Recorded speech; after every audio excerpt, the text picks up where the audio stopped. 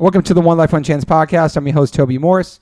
Today I have a very, very special guest in the house. I'll announce him in 1 second because I forgot I got my man, Derek, my brother from another mother, Green, next to me. That's how we do it. How could you forget, man? I just forgot. I'm just caffeinated out right now from this fucking yerba mate and this fucking all this other shit I'm drinking. Thanks for being here, Derek. Thank you for having me again, Mr. Morse. And before we introduce the guest, we should talk real quick what just happened about 20 minutes ago.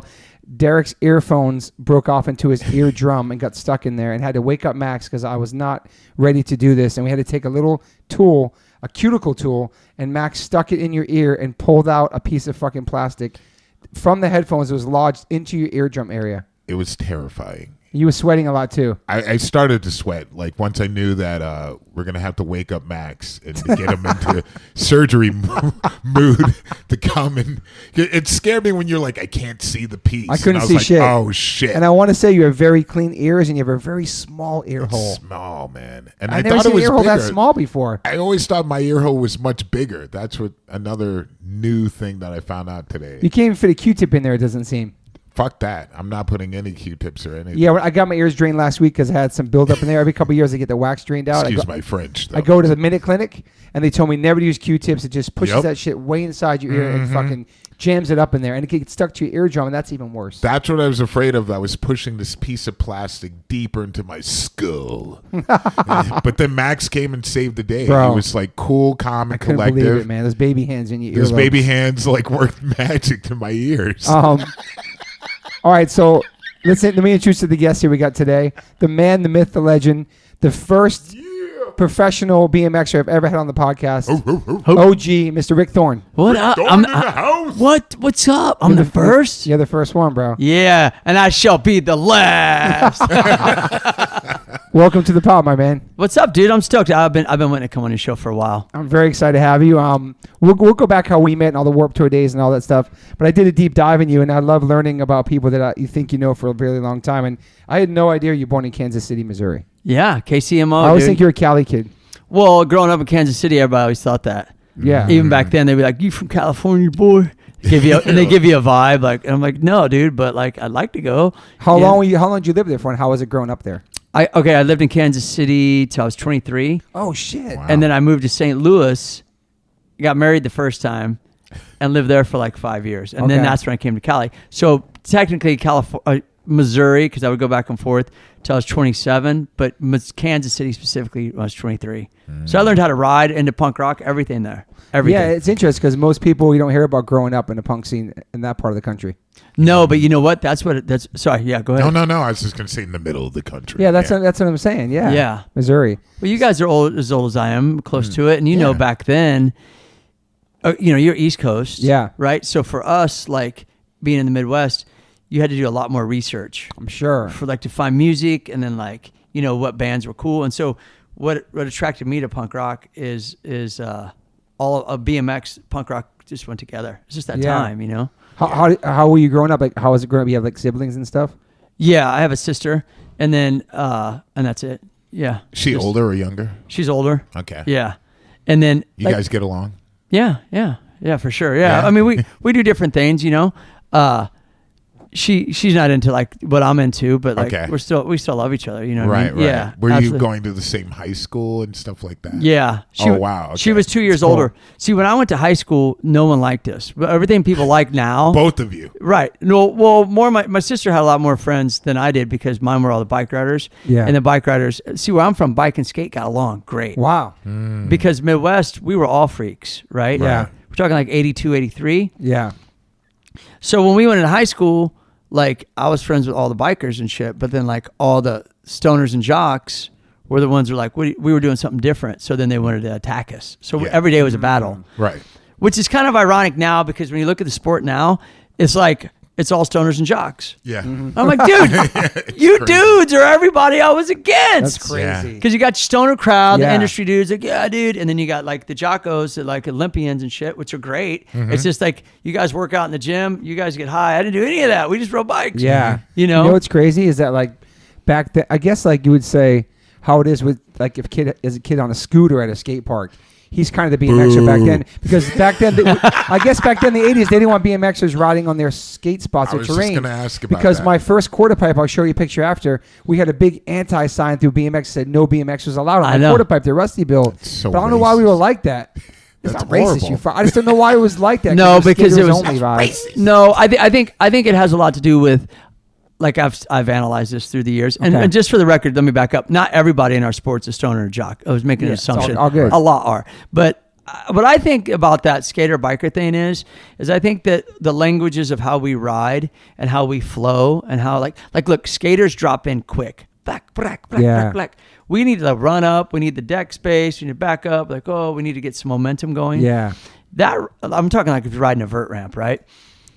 That right there creates this kind of like hesitation thing that like skating's not used to. Skating, people are dropping in as dudes are knee sliding. Totally. You know, and bikes are like, okay, everyone off the ramp, make sure the other side's clear. Yeah. And so it creates this kind of like division, but not intentionally. Just the languages of what we need to do because our bikes are bigger, you know, that kind of thing. Yeah. But I've always been kind of like a skate attitude on a bike, to be quite honest with you. That's why I've gotten along with everybody. Did you ever skate? A little bit, not too much. Well, back in the day when you had like the wide Nash boards, Yeah. I got speed wobbles going on this hill and ate it, and I was like, I'm going to be. And that was it? Wow. I mean, we rode around, but just bikes, I felt like I can get out of the house quicker and can go further and just haul ass. And so how were you in school? Did you start riding bikes when you were in high school too? That's an early age for you?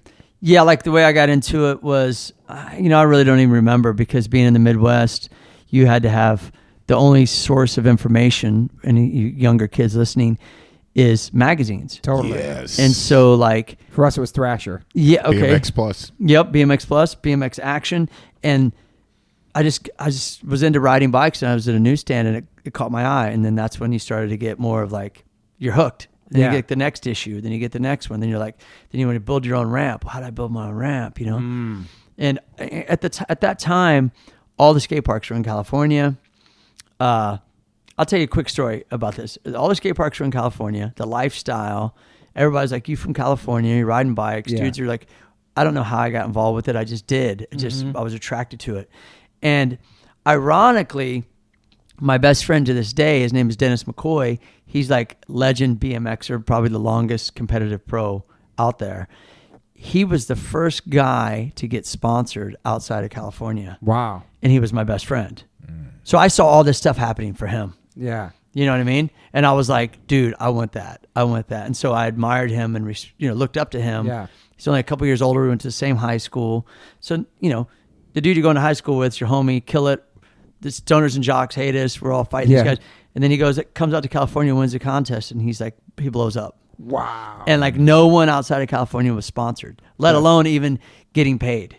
He was getting both. It must have been super inspiring for you, for sure. He became the #1 pro in the world. Wow. And he was down the street. And that was a dude I rode with since I've been 12. And That's like, amazing. Big inspiration. yeah, so Totally. that inspired me. But so I got a lot of like info through him with riding. Like, I'm going to In-N-Out in California. Like, what is In-N-Out? I didn't even know what that was. Yeah. So I gotta ask, like, so you have like these different divisions. I'm thinking, like, where I grew up, at least there was like the BMXer where you're racing, and that's what I did, like race BMX. Sick. So then you have like people who are doing like ramps, and then you have street as well. Like, nah, I don't do ramps, but street. So there are like 3 different types of divisions. Wait, where would you grow up at? Cleveland, Ohio. Okay, cool. I didn't know that with Cleveland. So same thing, it's like at that time. Yeah, it's at that hard. time. Yeah. But by the way, Ohio represent all big cities in Ohio, and probably the little ones have always had really rad riders. Yeah. Like banging riders, dude. So respect to Ohio. Right on. So, but you have dirt jumping. Right. You have flatland, which is the tricks on the ground. Yeah. And then you have park, which is like, say, they don't say skate park anymore bowls? because bowls, Yeah. transitions, right? And then you have street, which is ledges, flat rails. And then you have vert. Okay. Damn. that's a So, lot. yeah. But the thing about bikes that's different than, say, skating is you can ride a lot more different terrain. I could ride in the dirt. I could ride in the gravel. I could ride in the grass. It's true. You could, I could ride in the snow. I could ride in the How rain. about the sand? That's hard. No, I can't do the sand. Did you ever race? That's a new one I'm starting. Yeah, no, we started out racing, and so we would do tricks in the parking lot. And so to me, what I wasn't really into the race scene as much, but our whole crew was. We had a crew called the BMX Brigade, and that was about 50 of us. No, that's a little steep. Probably about 40 of us in Kansas City. A lot. Yeah, A lot. back in the day. So I see all these ride outs now, and it reminds me when I was like, we were in high school. It's cool. That was our scene, and dudes would come and go, but the route, like we would pay dues to be in the BMX Brigade, and we would do our own all day rides. I'll send you a flyer, all day ride that we have, back in the day. So we all raced, but like I would be doing tricks in the parking lot. I didn't like racing as much because I just kind of felt like I'm really competitive with myself, not so much with other people. Yeah. And that's where I fell more in love with freestyle, because it's like, even though I've competed for 24 years, I never really felt like I was competing. I was always trying to just pull my tricks for me. And it just happened to be in that element. It wasn't like I'm going to contest and I'm going to, I know people love that shit, that boxing mentality and shit, but it was never my thing. Like I never liked it really that much. Okay. Yeah. So racing, I felt like I didn't want to outdo the dude that I'm racing against as much to feel like, I'm a winner. That's what I would just put my headphones on and jump and not really race. Do you know what I mean? Like I would race, but I'd be like trying to jump the jumps instead. Yeah. Were you rocking headphones back then that's so cool because it's such a big thing in skateboarding now. Everybody's wearing the earpods. Yeah. And I didn't remember it from being back then that people would have their own music in their head. That's cool. You did it way back then. With a cassette. Why? Yeah. Now it's just like I see everybody watching the Olympics. Everybody's got earpods on. They're in their own little world doing it. It's just crazy. It's crazy, man. I don't know if I could do that. I would like to hear like my surroundings. I would have loved That'd be to have hard. done that. Back then. Jeez, Just block the world out. Oh yeah. Oh, with headphones? Yeah. Yeah. You would too have liked it or I not? don't know. I never tried it. It'd be interesting. You should. Yeah. I always ride headphones to this day. Yeah. And especially if I'm by myself. Yeah. Because, keep yourself company or whatever. Yeah. But if I go riding on the street too, it's like, and I love music. So music's always been a huge from skating and you riding, it's huge motivator. Totally. For what we do. It went hand in hand for sure. And so for me, like racing with headphones, like I remember Warped Tour, I used to have a mini disc player. Sick. And I landed on it. Oh shit. Worst thing in the world. My leg blew up twice its size. I was stuck on the bus for 2 days in the back laying down. For landing on it? Yeah, because that ligament on the side, I smashed into it. And so with the little iPods, they're great because they're not really big. You're not going to get hurt if you fall on it. Nando's. I remember those, man. That's what I still rock. You do? Yeah. Yeah, iPods were sick. Those little flat ones, man. They were so Dude, light. I got the little square one. Yeah. Wow. I still rock those. So how were you in school and stuff? Were you focused on school? Or all you wanted to do is ride every day? No, I was good in school. Yeah. Yeah, my main thing was like to get good to graduate. Nice. Okay. Because my mom, she had 8 brothers and sisters total. Jeez. And only one graduated high school. Okay. So it was a big deal to like just graduate high school. Okay. And so what happened to me was I graduated high school and my mom bought me a bike for graduation. What was the first bike? Well, my first bike was from a garage sale. And so I pieced some shit together. What was it? I don't even. Oh, you pieced it together. Okay. I don't even remember what it was. Huffy? It was probably a Huffy or a Huffy. Mongoose or whatever. Wow. I had a Okay. Huffy. But my first complete bike was a 1987 Haro Master, which is all these old school Haro. dudes. All these old schools would love it right now. Yeah. Is that what I have? I'm loving it. Is that what I have in my backyard? Yeah, you had a Haro. I go in the backyard. I got to show you. Skippy gave Max. It's like an OG Haro. I have it in my backyard. I'm Wow, dude, sick. So go ahead. That's a collector's probably. Okay. Haro, So I got a complete bike for graduating, not a car. And my whole thing was I wanted to be a pro bike rider. But that's 1987. Freestyle. Yeah. Yeah. And Roddy Mullen style. And my buddy Dennis just became like the sponsor #1 pro 2 years before that. Wasn't many people making money. Yeah. And so I rode 14 years before I actually started making like a set salary. Wow. So I would go do shows and shit. Like I used to bust at the Olive Garden and shit. Sick. So I needed a bike to ride back and forth to work. So I got a new bike, but I also freestyled. So that motivated me. And so all I did was work, didn't party, didn't drink, didn't smoke, rode, went to work, rode all my money, lived in my mom's basement. Everything went into paying BMX gear and shit like that. Yeah, and paying my own way to contests and shit like that because I was trying to make a name. Back then, making a name for yourself. Sorry if I'm going on a rant. I love that. Going back then to make a name for yourself was, okay, I'm going to go to this contest, AFA. I saved up my money. I got my tricks. I want to ride good, and hopefully I'll land a photo on BMX Plus magazine. Right. And if I do, I'll Xerox that shit. And then check it out. And then I'll start to get some stats. And then as I get stats going to a few of these, then maybe if I have a couple photos, because we didn't have cameras back then, I could send it into sponsors. That's how I did it. Damn. It was a grind. Super DIY. Wow. Super DIY. I learned that from a class I took in high school. The only thing I could really take from high school was called mass media. And it was about like, what we're talking about, promoting yourself, marketing, sponsorships, marketing and stuff. And man, it was total DIY. And so I worked at the Olive Garden for 7 years. Wow. And it wasn't until I was actually able to quit and do shows all year, but not all every day. It was enough to live off of, but I still wasn't getting paid from a sponsor yet. So when you have to pay, so you just pay to compete, it costs to enter contest. All of it. Wow. We're talking travel. We're talking expensive. Totally. Yeah, dude. And like we're talking entry fee. But here's the deal. We would punk scrub it. Yeah. Meaning like I'm sleeping on floors and cars. I'm not eating that much. Yeah. I got enough for the plane ticket and my entry fee, and I'm good. Hopefully nothing happens. You know what I mean? Like, to be honest with you, that's how it was. And did you start going to punk shows around the same time? It was earlier. Out there? Yeah, about 84, 85. And like what kind of bands would come through that area during that time? Man. Not many bands were really, really touring. No, not a whole lot. But, there was a place called the Outhouse. I played there. I know that. Okay. So I saw a lot of bands there. Yeah. Verbal, Salt I saw there. Ignition I saw there. Fugazi I saw there later. Yeah. What's the guy's name with the dreads? He put the shows on. Oh, my God. It'll come back to me in a second. We've been. I know who you're talking about. He's killing it now, but he booked all the shows. He had little dreads. And he's still around. He'd be stage diving during the show. Now he went next level with booking shows. But Max's the Max spot, yeah. Max, wait, no. Sorry, no. Bottleneck was good, but the Outhouse was in the middle of his field, and we were sick of it all in the early 90s. H2O got to play there later on. I forget it would come to me later, but it's in the middle of cornfields, dude. It is, literally in the cornfields. I believe it. And incredible shows. The shows would be packed out there, man. Right. And like, how many people you think would fit in there? Maybe 200 if you're lucky. It just seems so much bigger. If you're lucky. It did. Because you were there. It did, yeah. And it was just so...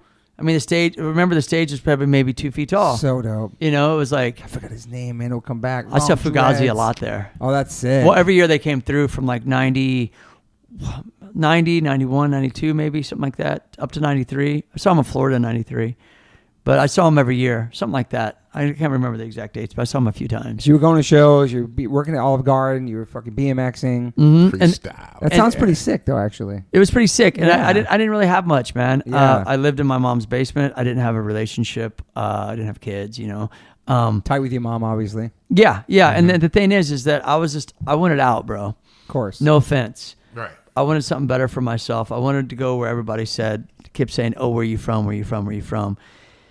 And Cali bound. And then I fell in love, moved to St. Louis. Okay. That was the disastrous relationship. Okay. And so in 96 was I think I met her back then in the Warped Tour or something. Yeah, I think you did. 96 I did 2 weeks of Warped Tour, but January of 96 Airwalk's like, hey, we want you and Tony Hawk to go to Australia for the Big Day Out tour. Wow. And who were your sponsors at that point? At that point, Airwalk was paying me. It was the only paying sponsor. It was $300 a month. And here's the deal. It paid my rent. That's what my rent was in St. Louis. That's so good. Second, I did shows with Matt Hoffman for years, Sprocket Jockeys. Yep. So I was able to stop busting tables and say, okay, if I do like this state fair for 2 weeks, it's going to pay me like, I don't know, $100 a day, $1,500. Great. And then the 300, dude. So I got almost $2,000 for that month. Okay, and I was piecing it together. Fucking balling, bro. Yeah. $200 rent. You know what I did one time? I got sponsored by Power Bar. I sent him a package. Oh shit. I sent him my own shit. I still send out my own shit, bro. Yeah. I sent him his package, and I didn't think nothing of it. And then like 6 months later, I get a box. It says, you're on our photo incentive program. I was like, what's that? And it's like, you get a little photo, it's $75. You get a full page color, it's $200. You get a cover, it's $300, whatever. So I got on the phone and called all the magazines. Hey, dude, shoot a photo of me holding up my Power Bar with my hat on. And they did it just so I could collect $75. Wow. I was hustling, bro. I still see you posting all your sponsors and stuff. Like, just that's what you got to do, man. Yeah. Wow, dude. So then Airwalk pays you $300? They were paying me $300 a month. And so they said, we want you and Tony Hawk to go to Big Day Out Tour. Okay, check it out. Had you met him yet? Yeah, I started doing shows with Tony at state fairs in '92. Okay, second. First one when Joan Jett was playing on the stage. Yes. Sick. And a That's tornado awesome. came and they ripped off the whole stage. Wow. It was wild, bro. We had to bounce out Detroit. Holy shit. I remember. Anyways, sorry to go on this rant, but I just spit it out. 90, up to 95, 96, me and him went to Australia, and they're like, hey, we want you to go to the Big Day Out Tour. And I didn't know what the hell it was. Up to that point, I'd heard of Warped Tour because it was 95 that came out. I really wanted to be on that tour. It's like, fuck, that's a dream tour. Bands and shit and a ramp. Dude, that's what I'm doing in my backyard, bro, for years. Let's do this. And so I met Kevin Lyman in Australia on the Big Day Out Tour. Perfect. He was managing, I think, or working with Pornos for Pyros. Wow. Rancid was on that tour. Yeah. That's where I first met them. Rage was on that tour. Damn. So I went from like doing shows, if you could visualize, living in my mom's basement, or actually, sorry, no, I was in St. Louis at this point. Living in St. Louis, married, unhappy marriage. I'll go to Australia to do these shows. And I went from doing like state fair shows next to pig races and shit. Yeah. Okay. Real shit. Like Lexington, we're right now, 5 people and we're killing ourselves for like 10 people. You know what I'm saying? Yeah. To go to Big Day Out Tour of like 30,000 kids. Damn. The ramp's right next to Rage Against the Machine playing. And I was like in a Twilight Zone. Yeah. Because me and Tony had already been friends. And Tony hadn't, I'm speaking to Tony Hawk, he hadn't reached that level of notoriety yet. Okay. Outside of skating. So people knew him in skating. Yeah. Right. But like he Wasn't a household name yet. Right. No. And I will say Tony's the same dude then and now. I'm sure. I mean, he seems like He's pretty yeah. grounded. I've only heard good things. Me Yeah. too. Yeah. So Love that. So just spin this story like, so we end up doing this tour and like, dude, I think I got paid $2,000 to do the tour and we were in 5-star hotels. I had my own hotel room, the kind where you put the key in and like all the lights come on and the jacuzzi and shit. And I'm on the beach and I'm like, I was tripping, bro. I was used to 5 guys at the Red Roof Inn Yeah, for all 2 together in one weeks room. next to the pig races. You know what I'm saying? Yeah. Jesus Christ. So that's just how it is, man. I've earned everything. And like, I've just always been really grateful, even to this Yeah. day. But it was an experience. And Tony, every time Zach De La Rocha would say, fuck you, I won't do you what you tell me. Sorry, I'm cussing here. But he says that 16 times in that song. Wow. Tony did a McTwist. I might have heard about this. Wow. Every time. And Beastie Boys came out to that one because they were doing a band called Quasar. Yeah, I remember Quasar. Yeah. And they came to the show, and then me and Tony went and saw them in this little club. It was sick. It was That's amazing. So I man. went from like, and so then I felt like something was in the air. Yeah. Something's happening with our sports. Something's happened with hip hop. Something happens with punk rock. You see this in the mainstream. Like, we got to be next in line. Yeah. And I met Kevin Lyman there. Yeah. And that's when I ended up doing 2 weeks of 96 Warped Tour later on that year. Because Yeah. I'll let you do 2 weeks. And then from then on, we built that relationship. But it's like being at the right place at the right time, Totally. How many times did you do in the Warped Tour? You did. 15 years. Wow. What? Yeah. Every single 15 in a row. No, I did the first 10 in a row. And then they, Nuts. That's maybe even more than that because And you get paid by Warped, you get paid by your sponsors to be on that representing them. well, That's how it works. yeah, that's a good question. when we first did the first maybe 10 years of that tour, I know for a fact, first 10 years, Vans pays this. Okay. Even though I rode for Vans, if you didn't ride for Vans and you were hired as a skater, Vans still paid you. Okay. Okay.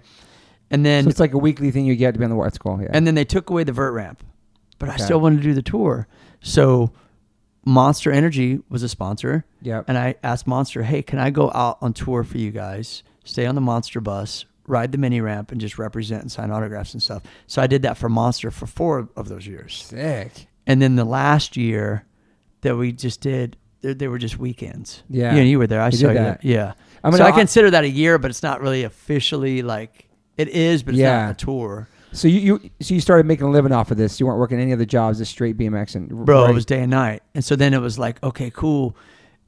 And since I had a history in the marketing from school and learned a bit about it, and I'd already seen a response from Power Bar and understanding like I could make this shit work. I've been Xeroxing photos and going to on this your own contest. shit. Yeah. Yeah, and so I became my own manager pretty much.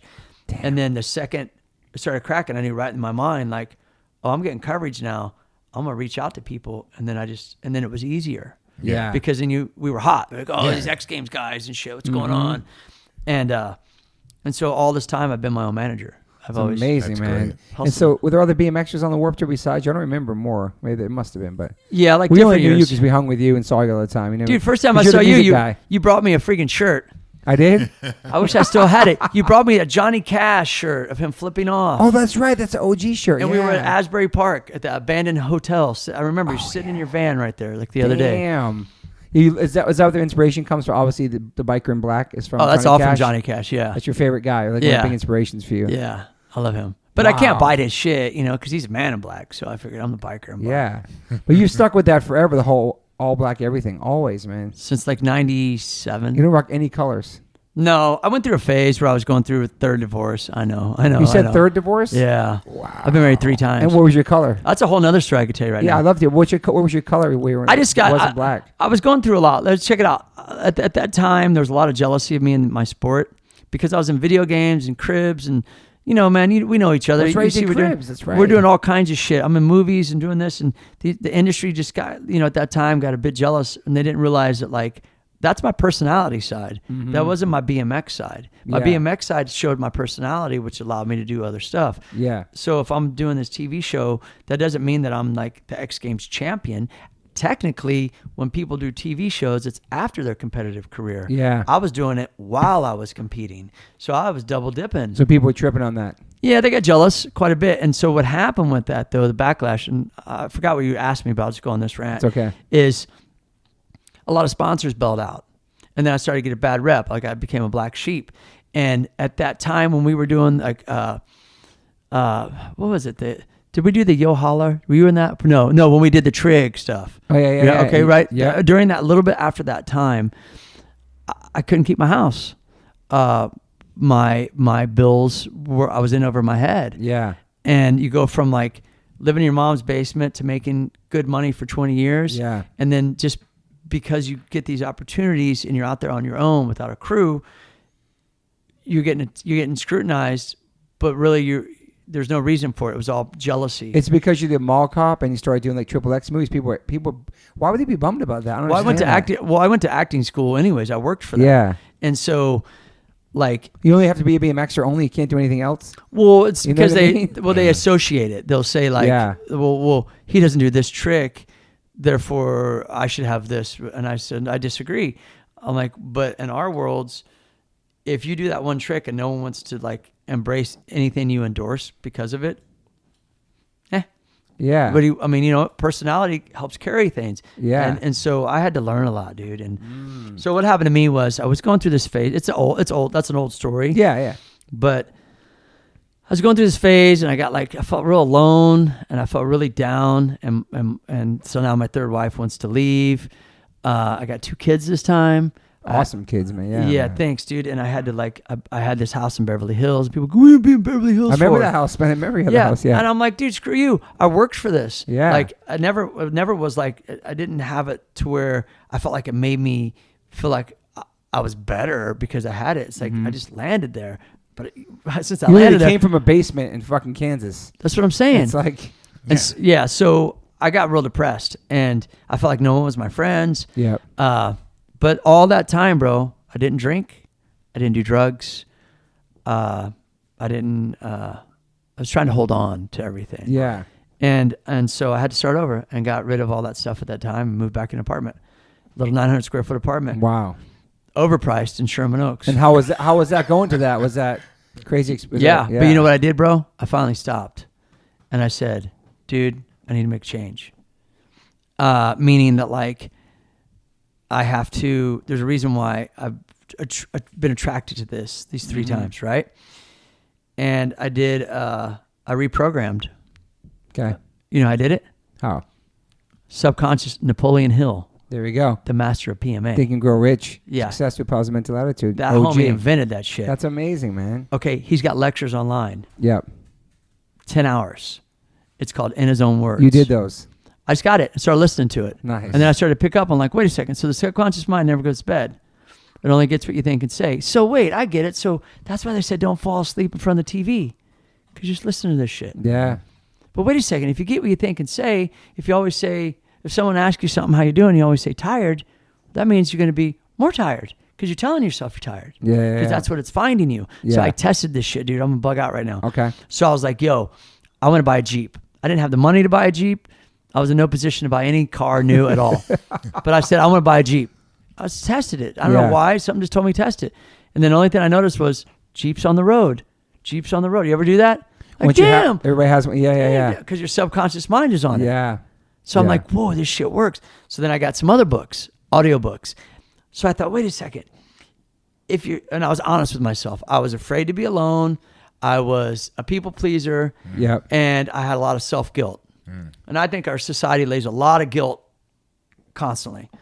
But Did you have like punk rock success guilt? Like, no. You shouldn't have all this money and all this stuff. You didn't deserve it or anything like that? Or no, it wasn't because of the industry. It was more because of the way I was raised. Okay. So I had a lot of guilt with that. Got you. And so I found literature that would help me, and I would listen to these books because I thought, wait a second, I'm reprogramming while I sleep. Yeah. It's listening. Dude, years and years of listening. I don't listen anymore because I've registered in me. I would listen to books, and it would help me change, not to get into the same type of relationship. Or, and learn that, like, when I'm telling you a story right now, in my mind, I'm saying that, you heard me say earlier, that's an old story. Yeah. Because I want my subconscious mind to understand that's not what this is now. Yeah. That's what that was. That was like your therapy for you. Yeah, but see, people don't know that. And they if you keep talking about what's here, then you're going to get the same result, right? Yeah. And I was getting the same result, man. And I was letting my anger get in the way. It was holding me back. And were you angry towards the BMX community, the world, everything? Yeah. Did you ever want to quit? No. I mean, maybe when I was like, I quit for like a year when I was like 16 because I fell and got hurt. Yeah. But it's because my parents took my bike away and shit. And I was like, what? I feel like this bike saved your life in so many ways. Absolutely. And that's why I still ride. I know. You fucking rode here. You parked down the street and rode up the street to my house. It's just amazing. Yeah, he did. Yeah. It just comes part of you. I don't know why. I don't know why I went on that story, but I just wanted to. That. You sparked something earlier, like you thought I was from California. I just started thinking about like all the times of the rise and the fall and the this and the up and the down. But, I like myself a lot better now. And I'm learning. Yeah. And I'm learning to enjoy the things you have and not feel bad because you have things. Well, you don't have too. Yeah, exactly. Yeah, exactly. That's fucking crazy. Yeah, so yeah, I want to get into some of your injuries too, because I know we played the show. I saw you at the Jersey Warped Tour, one of the last ones ever, and you got really hurt on one of those shows. Maybe it was the Cali one, like hospitalized. Yeah. I mean, I know your whole your whole head's been peeled back. I know you have fake teeth. You have all kinds of... Hold on, let me move my arm. He's got seriously fucking crazy... you were telling me so, like, what was that one? Was it your femur? What was that? No, dude. That was gnarly. In the hospital. It was crazy. I fell... Okay, a simple trick. X up. It's a setup air. X air, up. alley-oop, X up, setup. And next thing I know, I'm, like, waking up in, like, this tent. What's going on? Kevin Lyman's standing there, Steve Van Door's standing there, and my chest hurt like shit. I was like, dude, like, you need to go to the hospital. I didn't have health insurance then. Oh, boy. People were like, you're an idiot. You know what? I got away 9 years without having it. Yeah. I'm a single dad with 2 kids. Wow. You know what I'm saying? I was trying. It's not been an easy building back road. Yeah. Okay? And I said, no, man, I think I just broke a rib. And they're not going to do anything for that. So they said, all right. So, had you broken a rib before? Yeah. I'm sure. I broke a rib once where it was popping in and out in between my X Games runs, and they would pop it in. Oh, my God. And people were like, what are you doing? I'm like, dude, I worked my ass off all year to get here. All I got to do is ride these 3 runs. Fuck this rib. I'm fucking doing it. Holy shit. So check this story out. This is crazy. So then I'm like, all right, I'm cool. I'm going to just hang out. And so all night, it was me, a soy, Cab, all the riders there, Omar. We went out to eat, and I'm like... And at the time, I was still, okay, I'll say this, and I don't vape anymore, but I was vaping. Yeah. Here's something about me people don't know, is I smoked for 17 years, and then I vaped for 3, thinking it was going to be better. Check this story out. And there's a reason cigarettes, right? Yeah, and there's a reason why I'm telling you this. Because Max told you to quit that one time. Yeah, Max told me to quit. He did, and I was like, he's right, but I'm not quitting. Go ahead. Okay, so I was like, man, like... And that was my only vice, and I didn't start smoking until I was 35, which is crazy. Wow. What the hell? You started smoking at 35? And you know what you know what I would convince myself? I'd say, like, well, I could breathe better because it opens up my lungs, and I could, yeah. Holy shit. I know, I was in denial. But I quit now. I'm good. I quit. Okay. So, and this is why. Open up my lungs to breathe. I know, right? Like I didn't do drugs or drink. Yeah, your whole life it seems like. No, Jesus. and I always hated smoking, and I don't know what it was. That I is just, so bizarre. It happens, bro. All right. yeah, I just You were going through a lot of shit too, divorces, Yeah. all that shit. yeah, bro. but I just thought I was cool. You know what I mean? And then I realized I wasn't. Johnny Cash smoked. See, there you go. It's not that cool. Yeah. All right. Anyway, go ahead. Hey, buddy. So We're not promoting cigarettes at all in here. I'm telling you. no, we're not. No, and I'm only using it as a reference I to know. like the I story. want to hear this story. Go ahead. Okay, so I'm up all night and shit. We're going out and like we went and got sushi, and I was like, oh, barely moving, and I stayed up for like 2 a.m. And I went to bed sitting up because I knew if I laid down, getting up, would be like, Yeah. no way, dude. So in the morning, I'm rooming with Dennis McCoy, and he's leaving, and I said, I'll just meet you at Warped Tour. And I'm just sitting there going, dude, that sucks. A whole nother day of Warped Tour, then I'm going to go home on Monday because this happened on Saturday. Yeah. So I said, I'm just going to Uber to Warped Tour, try to find some pain medicine. Was that Jersey or no? No, it was Cali ones. Santa Clara, Okay, yeah. Santa Rosa. Okay. And I don't take pain medicine. Besides, I take some CBD nowadays. Yeah. But no, I've never been on painkillers. Mm-hmm. So I was always rough it out. But I'm like, dude, this hurts really bad. I want to see if I can just get some pain medicine to tie me over, Yeah. to get on the plane tomorrow to go home, and then I'll handle it. And I Ubered a Warped Tour, and I couldn't walk very well. And then I meet up with Kevin, and he's walking normal. We're going to the medic tent. He's walking normal. And I go, dude, slow down. I can't keep up with you, man. I can't breathe very well. He's like, you need to go to the doctor. You need to go to the hospital. I'm like, no, dude, it's just my rib. I know it is. Then Steve Van Doren shows up. And then I couldn't breathe very well. So they're like, look, dude, you need to go to the doctor. So finally, I go, okay, take me to the hospital. We go to one hospital, and the first one we went to, and they said, hey, we can't work on you here. You need to get an ambulance, go to another hospital. I was like, well, what's going on? And they didn't tell me. So I show up at another hospital, and it's like in the movies, bro. They open the doors. There's like 8 people there ready. Like, get them. One's got the IV. Like, hurry up. Let's go. Let's move. There's a sense of urgency. And I'm like, okay, this is gnarly. What's going on? Now, all along, I think I just broke a rib. Oh, man. As he puts the IV in me, and I'm getting ready to like fade out. I'm like, what's going on? And he goes, he said to me, and I'll say it like how I interpret it. He goes, you got blood in your lungs. Wow. And I went, what? Holy shit. Turns out I broke 7 ribs, my clavicle bone, fractured my T2 vertebrae, and I had 2 liters of blood in my lung. Holy shit, dude. Now you have about 4 to 5 liters in your body. That so sounds perfect too, brother. So I was bleeding out from Holy the inside. shit. If I would have got on that plane on Monday, I'd Game probably be over. dead. Been a wrap for you. So I owe Steve Van Doren and Kevin Lyman my life, dude, for real. Holy shit, dude. And so then here I am, 12 days in the hospital with this chest tube. I'm like, man, but you know, I handled it. You did. I got home, Wow. and I finished filming my 50 at 50. That's right. Your 50 tricks are 50. Yeah. I was in the middle of filming. I'm like, I'm gonna just handle it. And like 2 weeks later, I'm riding again, and dudes are like, what the hell? Here's what happened: an artery went out my lung, and my feeling. Anyone out there listening, you have your own opinion. I have my opinions about my body and what happened to me. That shit was from vaping. I don't care what you say, because vaping supposedly weakened arteries and blood vessels. And So all the kinds of crash shit. combined with that? Yeah, my arteries never bled out because I slammed before. Even if I've been knocked out, like 30 or 40 times. It wasn't like it was that high of a trick. I wasn't that high. I was only maybe 3 or 4 feet out. It's just A trick you've done a million times. Yeah, but I hooked up, and it happens. But like the reality is that like, I can't say, but like I did a lot of research while I was in the hospital about that, because I'd heard of like popcorn lung and shit like that. Yeah. Anyways, so for me, I thought I don't need to be doing this shit anyways, and I quit. I'm done. And that's Holy been almost shit. 2 years. 2 years since that happened. Yeah, I don't care to go back. People that smoked before go, sometimes I miss it. I don't. It's all, I don't miss any of it. That's crazy. You made that None of correlation. Like you looked it up and realized that's nuts, man. I need to Most make a people wouldn't do change. that. Yeah. But see, I'm that kind of person, dude. I just recently lost 29 pounds. I saw you post about that. Yeah. And It's changing your diet and shit. yeah, that's it. And Yeah. so I'm always been that way for the longevity of thinking like, you guys are on stage. Yeah. You don't want to be putting your arm up and the gut hanging out. And like, Yeah. you don't want to look, you want to feel good about yourself up there. Yeah. Same with riding.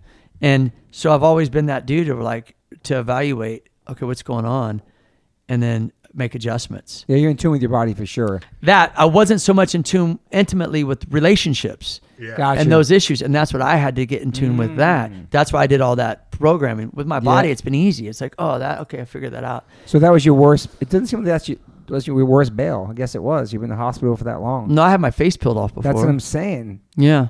I hit the loading dock. Face peel. This whole, yeah, this. I had the corner of a loading dock. You tell the story. Yeah, 'Cause I know let's Toby hear it. was like, yo, he had his face. I was like, what do you mean his face? I mean, how many teeth are fake in your mouth? 4. 4 fake teeth. And your whole skin had to be peeled back. Amazing. See, They look great, though. You pushed them out. He's pushed them out. You take them out. I just saw that. Yes, okay. I did. But like you peeled your skin down the front, like almost some Frankenstein shit, Yeah, right? yeah. Well, what happened is I hit this. There was you skate. You guys get it. Yeah. You ride. There's this wall about, I don't know, about that wide. What is it about? Maybe 6 inches wide, maybe. Okay, just a wall. Yeah. It went along a sidewalk, and the sidewalk went down, and the wall got taller. And at the end of the sidewalk, there was an alley and a loading dock. Okay. So my bright idea was I'm going to jump up on that wall, ride along it, and gap over to the loading dock. Wasn't that far, but what happened was when I went to, you know how you kind of got to alley-oop off stuff? Yeah. My front wheel fell off, and I fell The wheel forward. fell off. No, the wheel didn't fall off. Oh, yeah, okay. It just, I didn't pull up at enough Yeah, time. yeah. So my wheel went down, and I went face first into the loading dock. Hit the corner of it right here underneath my nose. Landed on my feet. I was like, that was the brightest light I've ever seen, and I felt all this fluid leaking down the back of my throat. It's like, what the fuck is this? I bit down. I thought it was my fake teeth. I popped them out. I bit down again. I felt my whole face moving. Oh my god, dude. So you already had fake teeth at that point. Yeah. Holy I shit. put my thumb in my mouth like this, and I was like, I could move my whole rack up and down. So I was like, all right, dude, I need to go to the doctor. Hospital. They said go home for a few days. We're gonna let the swelling go down. That's what they said, and then we're gonna and then we're gonna have surgery. So what happened is my face swelled up. You couldn't even see my chin, dude. It was horrible. Holy shit. Okay, and they said, listen, before surgery, you might lose all sense of taste and smell. If you do, don't worry. Hopefully, it'll come back. You got the COVID. Yeah, I might have brought that shit over. Okay, go ahead. Backstab. Great. Okay, go ahead. Go. I'm joking. I know. Go ahead. So what happened was I fucking hit this thing, and the end result was is they cut my head from ear to ear. They pulled my skin down. They took fat from my stomach to stop the leak from my brain. That was the salty shit I was feeling down the back of my throat. I spit out. Your brain was leaking into your throat? Yeah, down the back. Okay. Bro, dude. So then they cut I had double vision, so they cut me here, and they have a screw Saw that. right here. So I had a hairline crack and a break. And then what happens is, normally what I've learned, is that what breaks next is your palate, and then a triple break would be your jaw. But I broke boom, boom, not the jaw. Okay. Oh my So god, dude. the palate, they cut my face and lifted it and put screws and plates. And so I had a tracheotomy, the whole deal. Woke up with one long stitch across my head, double vision, no sense of taste and smell. And I was like, what am I going to do? So I laid in bed. I visualized riding and shit because the X Games were coming up. That's what I was going to ask you. And How old are you when this happened? And they were 2 or 3 months away. Oh, So you got that. I'm like, I'm going. I'm going. I fucking went. Yeah, I got 7th place. What's up? Holy shit. And dudes are like, dude, you shouldn't go. I'm like, fuck that. Like, dude, and I've had weird injuries. But listen, man, I also think that I've had these injuries because I had to grow to where I am today. I get hurt less nowadays because I'm more mentally focused. Yeah. Do you understand what I'm saying? All that programming helped me in a lot of different ways. It's a Yeah. hard way to learn. It's Jeez. fucking great. So you've broken arms, legs, everything? Arms, both legs, knee surgery, shoulder surgery. I tore my urethra. Had to wear a piss bag for a month. Holy shit, like they do from Jackass did that too, I heard. Oh yeah, I had to wear a piss bag, bro. I did that in Santa Rosa or whatever, the old skate park up San Jose skate park. That's where it was. Wow, dude. My chain broke and I racked myself, bro. This is back in '92, and we drove a van from fucking Kansas City. Broke your dick in a sense, or Basically, yeah. But here's a hit, and I had a tear in my urethra. oh my god, and that affects your peeing and all that shit, right? Oh, I'm a sprinkler. Hurts. Oh my god, dude. To this day, dude, you better watch out. So you better check your bathroom. I just went. all those bails, you've never once said, "I'm done with this shit." No, dude. That's amazing. No pain medicine. No drugs to rely on. What? No. I don't know. You might not be human. You might be part animal, part machine. No. I mean, You both know as well as I do. It's mind over freaking matter, No, bro. it is. absolutely. I mean, I was just going to say, like, what goes through your mind as you're healing? Because I fell into a horrible, quick depression. You know, I never get hurt. And so I was hurt my first time. What happened? I broke my ankle. And Couple months ago. That's right. I saw that. Okay, I was with Cab and his soy, and they were doing the old talk up like, "Oh, bro, you just rolled your ankle. It's nothing. You're good. You're good." And I was like, "No, I think it's not good. It's I've never seen anything like this. I've never had pain like this." And it was broke, 9 pins, 2 plates, and in the end, but sitting there, I fell into a horrible kind of like, and you get in your head when you're sitting there by yourself. I'm watching people walk by my house and shit, and I was like, man, I didn't really take it for granted, but I was really angry. Like, I was really upset at myself. Like, I'm such an idiot. I'm such an idiot. I could just be walking. I just want to walk. Just walk, be natural. I missed that feeling, and then it was hard not to go deep into depression. So Absolutely. how do you keep... You're so positive. I mean, I don't know. I think visualize. Visualizing, but also too, like, I don't know, man. Dude, it's like when you love what you do, you heal quicker. We used to have this theory, and I'm not saying you when I say this, but I have this theory. A lot of people don't like their jobs. Right. Facts. Unfortunately, a lot of people don't like their life probably or situations, and they want to change it, but they start to, and then they lose confidence. That's just my opinion. Right. For me, being out, not being able to ride. Oh, no. Right. That makes me, I'm already going, how many months, doctor? Yeah. I cut it in half. Count that shit down. Always cut it in half. 6 Yeah. months, 2.5 tops. That definitely. And my mind's in it, and I'm watching it. My mind's in it, and the music, and listening to music, and the longer you do things, there's little tricks. I also work a lot on my body, releasing. Sounds weird. It sounds so weird, but releasing tension. Yeah. But like really, really. Where is this going? Yeah. Really Like a deep. sprinkler. I see your hand making a fist. You're making. No, release this tension. But you know how to, like, your body can release. Yeah. I know how to work. I know how to say, like, and I know how to work on my kids. I tell my son, because I saw this guy for like 20-something years in Orange County. He taught me a lot about neuromuscular massage therapy, the art of acknowledging pain and accepting it. Therefore, it goes away. Wow. When you hold on to it. He's very spiritual. He taught me about ionized water. My kids have always drank ionized water from the house. Yeah. So he's taught me a lot about, like, fluidity and, like, how you speak. And he'd be the kind of guy where I'd be like, he's working on me, and he's wrenching into my rib cage with a rock, like shit. You'd be like, and I'm laughing. Why am I laughing? He's like, because you've been holding in laughter. Wow. I'm like, oh, this mother. You know what I mean? And he taught me about where you hold anxiety, worry, and fear in your belly and stuff like that. Wow. And so I could look at my son when son plays football, and I go, stand there. You're out of alignment. I need to work on that calf. Like, he used to do me that. And I was like, this guy's a Jedi. But he taught me how to work on myself because he didn't want to do that his whole life.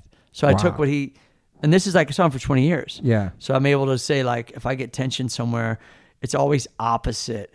Like, okay. Yeah. You know what I mean? Like, if your knee's hurting, you're like, damn, that tension could be in your ankle, and it's pulling down on the knee. Right. Everything's connected. Yeah. So I've learned how to keep my body in alignment. Yeah. And that helps. Yeah. And like you were saying about, like, you continue to do it because you love it. I'm probably the first thing you thought when you broke your ankle was like, yo, I got to play a show. Yeah. Yep. How am I going to perform? How am I going to do what I love? And that was the first thing that ran through my mind. I was like, how am I going to stand up on stage? I got to get back on stage, and I want to be able to run around on stage. I want to feel natural, on stage. At least it happened when it did happen, though, during the pandemic. True. How's it now, though? I don't know. I mean, it you goes could through probably answer phases. so many questions about It's weird because them. I was like really anxious. Like, yo, it's coming back. I'm back. I'm already. It was like, yo, the boot can come off. Then I was like, yeah, the boot is off. I'm already walking. I'm gonna do this physical therapy. I don't think I did it very well, but I was so anxious about going out, and so I was like, oh, I want to be hiking again. So I was doing that, and it was fine. And then it got to a point where it just started hurting on the other side of the ankle, like nerve damage or like nerve. I could feel the tension, not on the side that was broken, on the other side of it. And I was like, what is going on? And then I started doing research, and it was like, it's like this jogging type injury that a lot of joggers have with this stretched nerve across from the toe to the heel. And I was like, this is driving me nuts. So now I wake up, every now and then it's just like somebody has like a knife, like just Chiseling it into my... And the ankle? Yeah. Oh, wow. And so it's just like a uncomfortable feeling of just sitting for a long time. Yeah. And it's just weird. So the other day we're hiking, fine, no pain, nothing, flexing, and then 2 days later it's just like pain, excruciating, stiff again, weird. Do you ever massage it? Yeah, and that helps. Like I got this tool where you get hardcore. And I have the ball, I run it on top of my foot on top of the ball, and it feels. But do you do other parts of your legs too? Because sometimes it could pull and you could compensate, like your quadriceps a lot, right. And your hamstring. Like I recently hurt my leg, my right calf, right underneath my knee, and it was bulging out, tendon right there, and it hurt like shit. Damn. It was bulging, but I knew it was tension because I was standing, so I had to figure out where it was. It turns out where I located it, the tension was in the hip. Right. So I purposely got to take this tool that's really like a wooden tool, and say, let's do this, and relax and drive it into the spots. But also I had to work my quadricep on the outside. And what I normally do is I lay on my back and imagine putting one foot up to where your knee's up, and then take the other leg, and if this is your calf, and you bounce it up and down on the kneecap. Okay. So your kneecap kind of serves as like that rock. Right. And if you've ever worked behind your knees or on your calves, they're super sensitive. Yeah. But you go layer and layer, and you get more, and that takes a lot of tension off of your ankle. Right. Because it could pull down from behind the knee, and there's two different sides, so it could pull down on the inside, which is creating it to hurt on this side. Right. Interesting. Yeah. That is interesting. Yeah. I mean, I think I need to do some serious physical therapy, of course. Or even taking that rock thing and putting it into under, like right now, I'm massaging under my kneecap, right. A little tension. But when you first feel pain, naturally you want to go and protect it. Yeah. So if you protect it, well, it's not going to release. So it's a weird. I'd always put myself on the beach, even when I'm working on myself. Right. Like it's so much. And then you just feel the pain, and then you just kind of you feel your body kind of release in a sense. You actually feel the release. Right. Do you do exercising too besides BMX? That's a full on sit-ups, Yeah. sit-ups, push-ups. Okay. I don't no really weights or nothing like that. Yeah. No, I probably should, but I used to. But it was always light weights. I always wanted to, because I believe also too, there's a lot of strength and flexibility. Yeah. Some dudes get too big and their arms go back anymore, they tear. Right. So you kind of got to have a balance. Do you still get royalties from Mall Cop? Hell yeah, dude. It was a massive movie. It was like a sleeper hit. Dude, the last one was good too. It's not my business, but like he's in that's a big movie. No, dude, over the They last made like 3 or 4 after that. Dude, yeah, and I want to be in the next one. What's up? Insane. How'd you get into Mall Cop? How you were just acting at that point and just taking auditions? Yeah, and I didn't even know I was writing in it, actually. Wow. Because I went to the audition, you go by yourself, you get a call back, and so then they're like, okay, take over the mall. You're like, all right, like, how would you take over the mall if you had a gun? Okay. And then you got the producer and the director. At this time, the callback, everybody's there. Kevin James wasn't there, though. Okay. And I was just like, everybody down on the ground. I'll call you motherfuckers. You start doing some crazy shit. And then they're like, okay. And then it's weird when you do auditions. I don't know if you guys have ever done them. You probably have. But you kind of do your thing, and then you kind of look at them like, so did I get it? You know what I mean? And they're just looking like straight face. Like, thanks. Thank you. Thanks for coming on. Yeah. You're like, well, tell me if I got this shit. I felt good to me. Was it good to you? Let you know. Yeah. And they're like, yeah. You're like, no, I don't know. And so then they called me back and said, yeah, you got it. And so, and then they said, bring your bike. And then I was like, what? And then we did a table read, and that's when I realized I saw Vallely there, Ellis, Escamilla. That's right. For ladies in the van driving by, right? Yeah, no, he's also in the. That's in Hangover or something like that. Okay. Yeah, that's in Hangover. And Mall Cop is where he actually has a scene where they on a wire from the top of the mall, and they're fighting. That's right. Wow. Because we did our own stunts. So what was cool about Mall Cop is, in movies, if you don't have certain amount in your SAG, if you don't have certain amount of time off and you get called in, that's called a forced call in, and you get paid anywhere. I don't know. Back then it was $500, might be more now, just to show up. Okay. Then you work overtime. So when you're working overtime, you're going to get a forced call, right? Yeah. Because you don't have enough, by the union standards, that you have time off.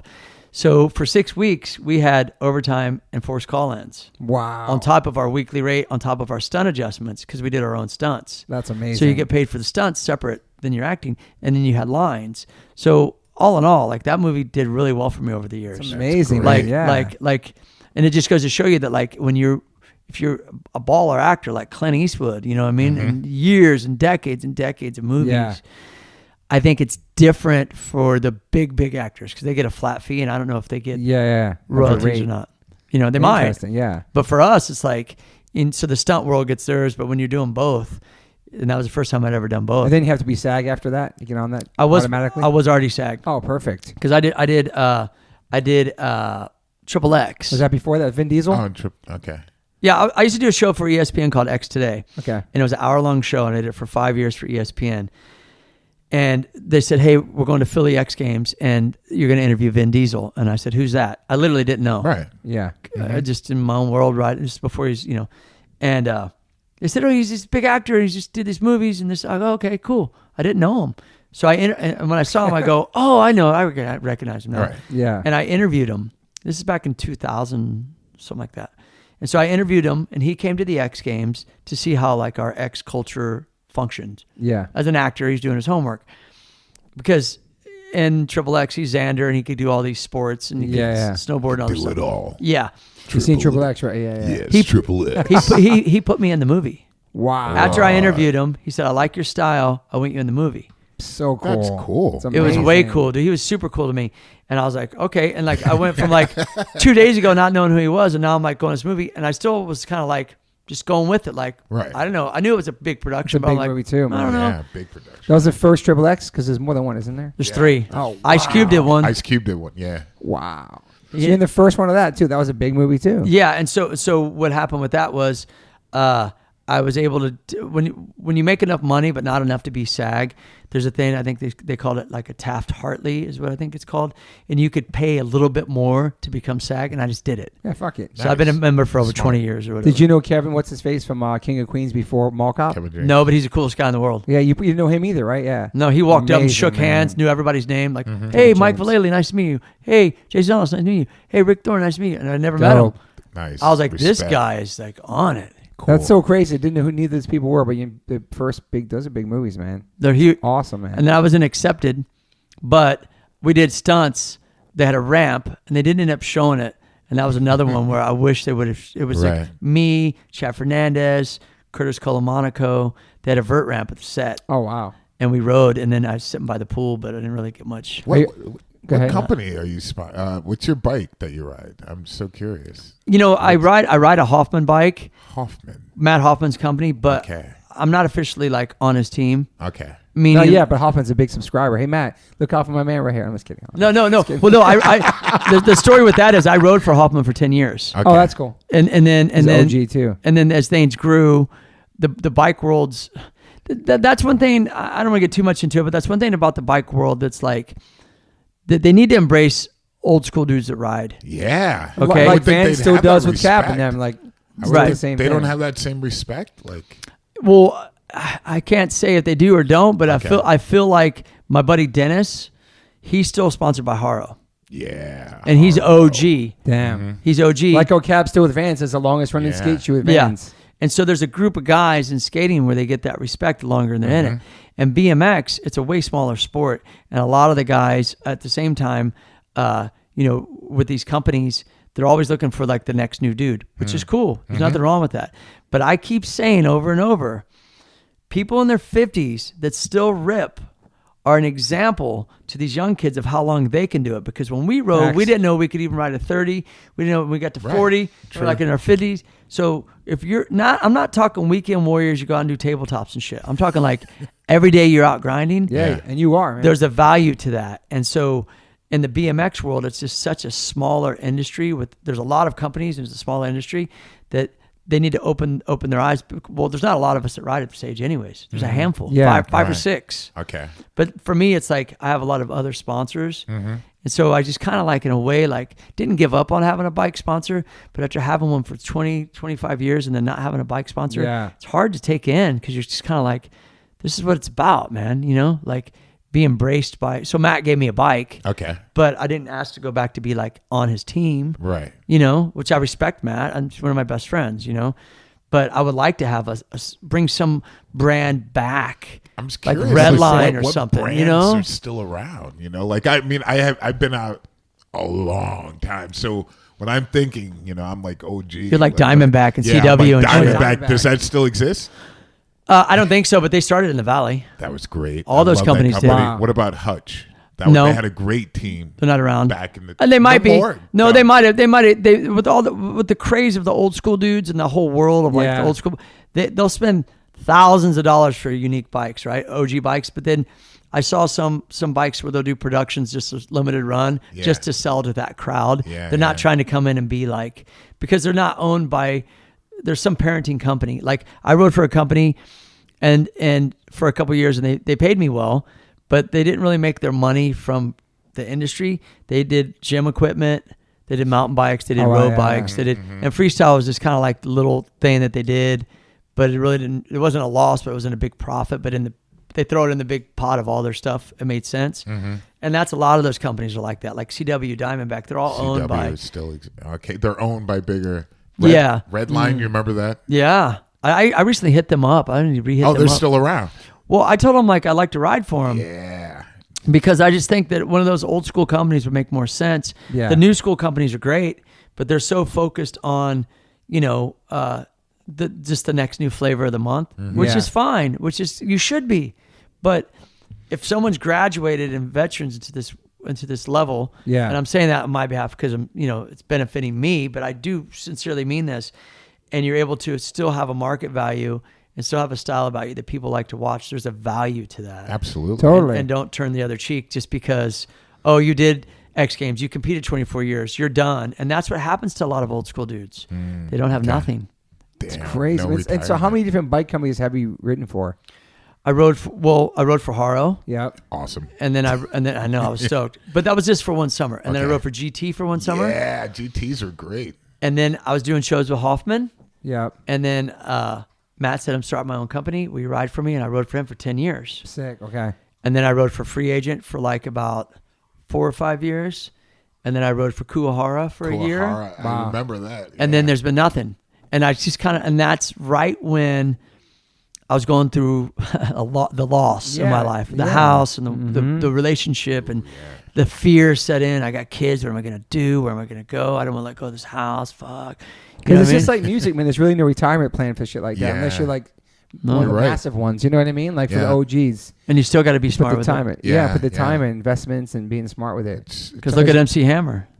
Yeah. I'm just saying. He's just too much of a nice guy, though, man. Yeah. Bringing on his boys, like Italian. And he's always been solo, man. He's smart though. Italian Marble. Your own manager and shit like that, like super DIY. I mean, I just been blessed to meet people. Like I said, meeting Kevin. I didn't know I would meet Kevin, but I saw him there, and this is my opportunity. And I've never really been good at like asking. I've always felt like if I'm good enough, it'll come my way. Right. But recently now, I started asking more. Yeah. Because I feel like... Can't hurt to ask, man. Yeah, but I'm pretty humble with that. As much as I seem like I'm loudmouth and I'm not. In my head, I'm pretty humble. You just reach out to companies and say, I'd like to ride for you? Yeah. Yeah, there's a new company that I'm working with. They're called Crush BMX. They make gloves. Okay. And I recently got into drawing, and I've always wanted to draw. And it's been about the last 4 months. And I started drawing a lot of skulls and drawing a lot of quotes and different things with skulls and learning how to shade again. And I did a little bit from art class. And I've gotten to be pretty good at it, better at it. And I'm like, this is something that I want to do because I want to make my own artwork for my band. And it's honestly, it's therapy. Yeah. Because I'm drawing, I'm thinking of lyrics for my band. I'm thinking of tricks. I'm like absorbed in this thing, Yeah. And so I hit them up and I'm like, look, I'd love to do a glove. They're like, dude, yeah, let's do it. And it's going to come out this fall. Oh, that's awesome. But I said, I would like to use my own artwork. Yeah. And I didn't have any. So I just drew something and sent it to them. They go, dude, we love it. Let's do it. That makes sense. Perfect. That's great. So for me, it's like, wow, like who inspired me with that too is Caballero. Yeah. Of course. Yeah. Because I was on Warped Tour when I saw him first start drawing. Okay. And when he first started riding motorcycles, he had a 50. Yeah. So I've seen Cab. Crazy, man. So I've seen Cab motivate me and be like, oh, I'm not trying to be, look, however that sounds, he's an inspiration to me. Yeah. But I'm doing my own thing. Yeah. Of course. But when you see your friend do it, like my buddy Dennis. Yeah, your buddy did. Yeah. You're like, whoa, I'm inspired. Like, I needed that extra little inspiration. Yeah. And I thought like, well, just draw something and then you'll figure it out. It's like writing. Like, and I post some shit and some dudes are like, dude, that jaw's too big on that skull. I'm like, oh yeah, you're right. Or where's the cheekbone? No, it's fine. Yeah. Because I look at it like, oh yeah, you're right. Let me see how to do that. I'll be honest with myself. Yeah. I like it, but I'll make it better. And so learning that is I'm cool with. So yeah. And then music with your band, like, is this the first band you've been in? We do music throughout your whole life? No, dude, I didn't start a band until like 2008. So there you go. It's never too late. And what is it that you're doing in the band? I sing. You're the singer. And my band's Good Guys in Black. Good Guys in Black. But I hire a band. Good guys don't wear white. Exactly. All right. And so you're writing lyrics.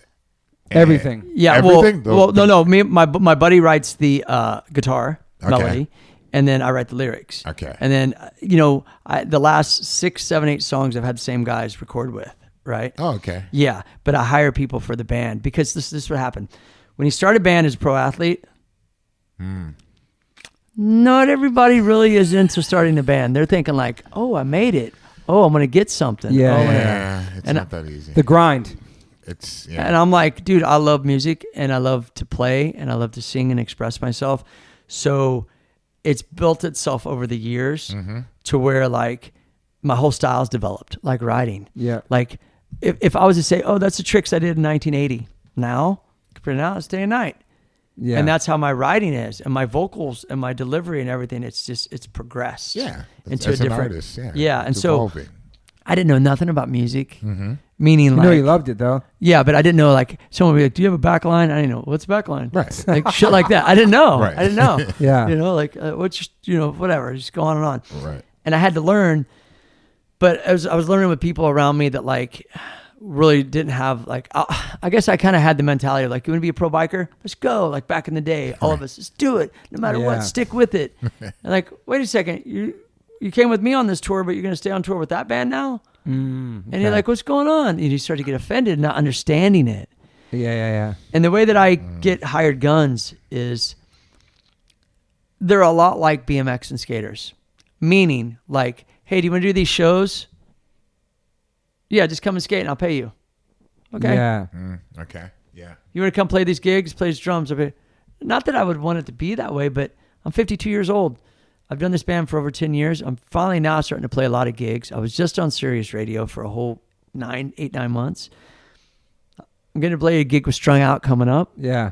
I'm like, let's go. Yeah, you can't make that gig? Okay, I need to find another drummer. Okay. I'm not upset about it. So it's just you and always different musicians always? Okay. Yeah, but I changed it to my name as Rick Thorne. Yeah. But it was like, I didn't want to do that because it's confusing. I'm not trying to be Kevin Bacon. You know what I'm saying? Yeah. You know what I mean?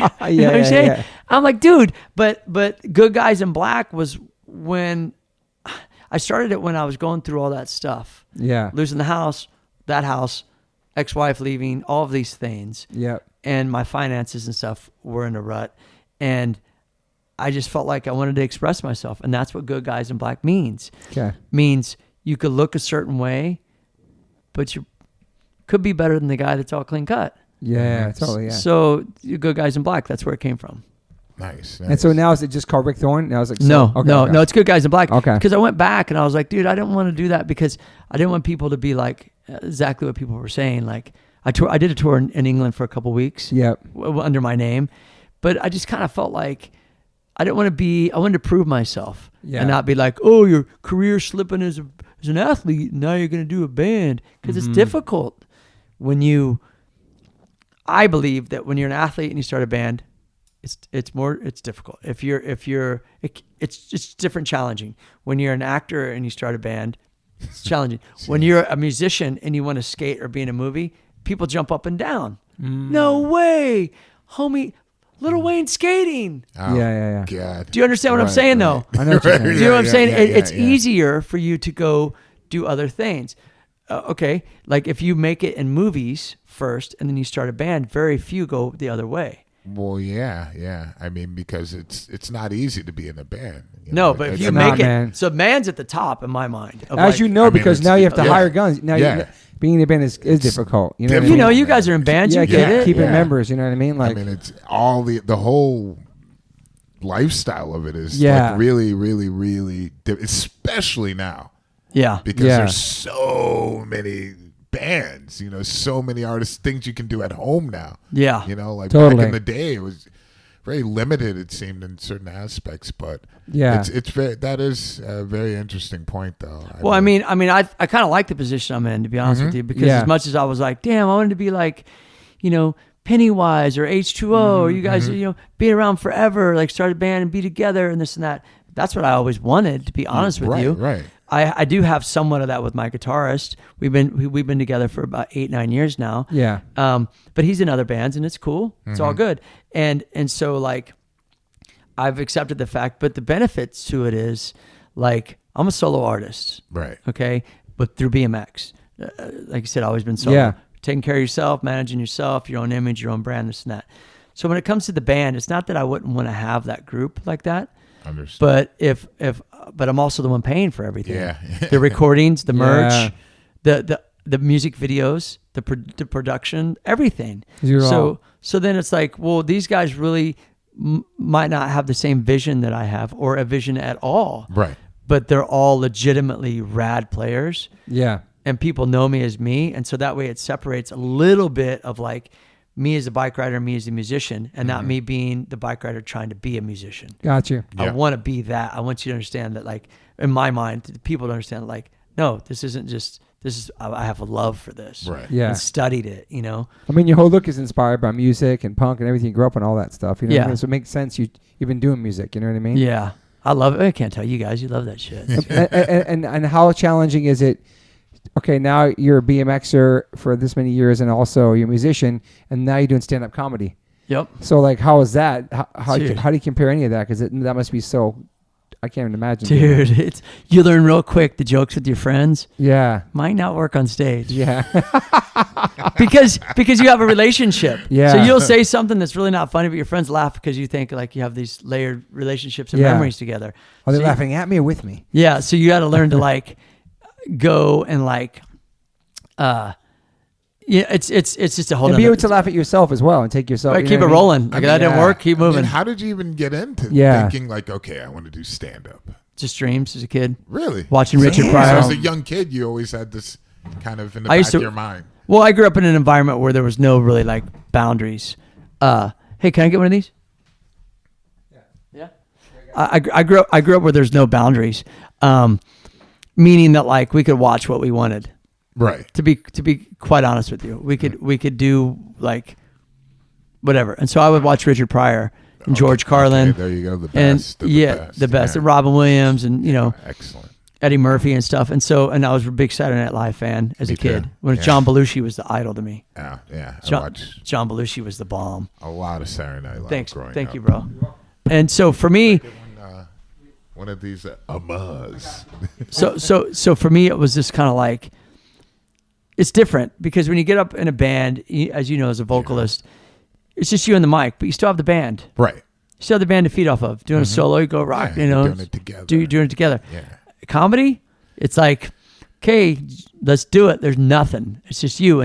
And when jokes don't work, I've learned to just keep it moving. But what I'm learning most about comedy that works for me is to treat it like a conversation. Mm-hmm. I tell a lot of stories. I'm Your not so own much personal stories. Yeah. Yeah. And I don't spend too much time on like, there's a lot of things in comedy that are really weird right now. Politics. Yeah. But I learned it with comedy and by going to a lot of open mics, Right. there's a difference between funny and mean. And sometimes people are mean and they think it's funny. And that's what I'm saying. When you say those mean jokes with your friends, just out of like, people laugh, oh, stupid, but it's not right. But I'm just saying people get up on stage and try to do that. It ain't happening. I see some people just totally bomb. Yeah. Because they're mean. Right. Like it's not even, it's just the delivery is everything. Right. Yeah. Yeah. I mean, there is definitely a big difference between, coming off as something that's funny and deliberately being mean and hurtful. Oh yeah. Yeah. You know? Yeah. No, but like what I meant earlier was say is that when you're friends, it's like, when we were, there you go. Oh yeah. Oh yeah. Is yours more like Refreshing. storytelling, like Joseph Yeah. just telling He was stories just about saying growing that, up? Okay, cool. Got you. Yeah, and it's more a reflection of my That life. makes sense. Yeah. Because I kind of always admired Richard Pryor for his style with that. Yeah.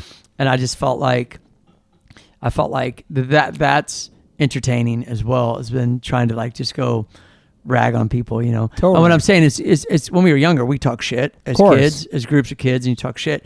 But people, I've just seen Especially in this world right now too, man. it's crazy. But if it's funny and it makes sense in the story and in the joke, course. sure, it's okay. It's okay to laugh. More people should be able to laugh at themselves. Yeah. But not everyone can. People No. get triggered really easily, and then It reflects how they grew up, and they interpret what they want. Yeah. And then they start accusing and this and that. And so there's a lot of that going on. But do you get more nervous playing music or doing stand-up? Sorry to cut you off. At this point right now, I try not to get nervous with stand-up, but stand-up I'm still growing into I can't that. imagine the nerves just walking. Yeah, just like... Dude, I just performed the other day, and I hadn't performed since COVID. Okay. So I'm still kind of a newbie. I've only been in it about a year and a half total. So I just kind of feel like learning to tell a joke. Mm-hmm. There's certain ways to tell a joke, and there's certain styles of jokes. Have you had like dead break silence? It down? Yeah. Have you had like dead silence? Oh yeah. Like just bombing? Yeah, dude. Oh yeah. But here's the thing about open mics: they're all comedians. Okay. So they'll laugh, but they wouldn't get up there. Yeah. Yeah. So it turns into this competition vibe. That's why here's how comedy world works. They'll go like local clubs here in Hollywood and big comedians, and they won't make much. Yeah. And that's like kind of their skate park. Okay. Meaning they're trying out new material. Gotcha. Right. Trying And tricks. then they'll go on tour, and for that same material, they're selling out stadiums. It's crazy. Do you understand what I'm saying? Well, you see it on Netflix special or something. Yeah, the same jokes they tried. And that's why there's no videoing inside smart. of. Because what happens if you video? Because people ask me all the time, "Hey, can I see your act? You got on video?" Well, if I post it on video, you're not going to come see my show. Exactly. Because then you've already seen it. I get that. I love Right? Dave Chappelle was doing that. It was smart, man. Yeah.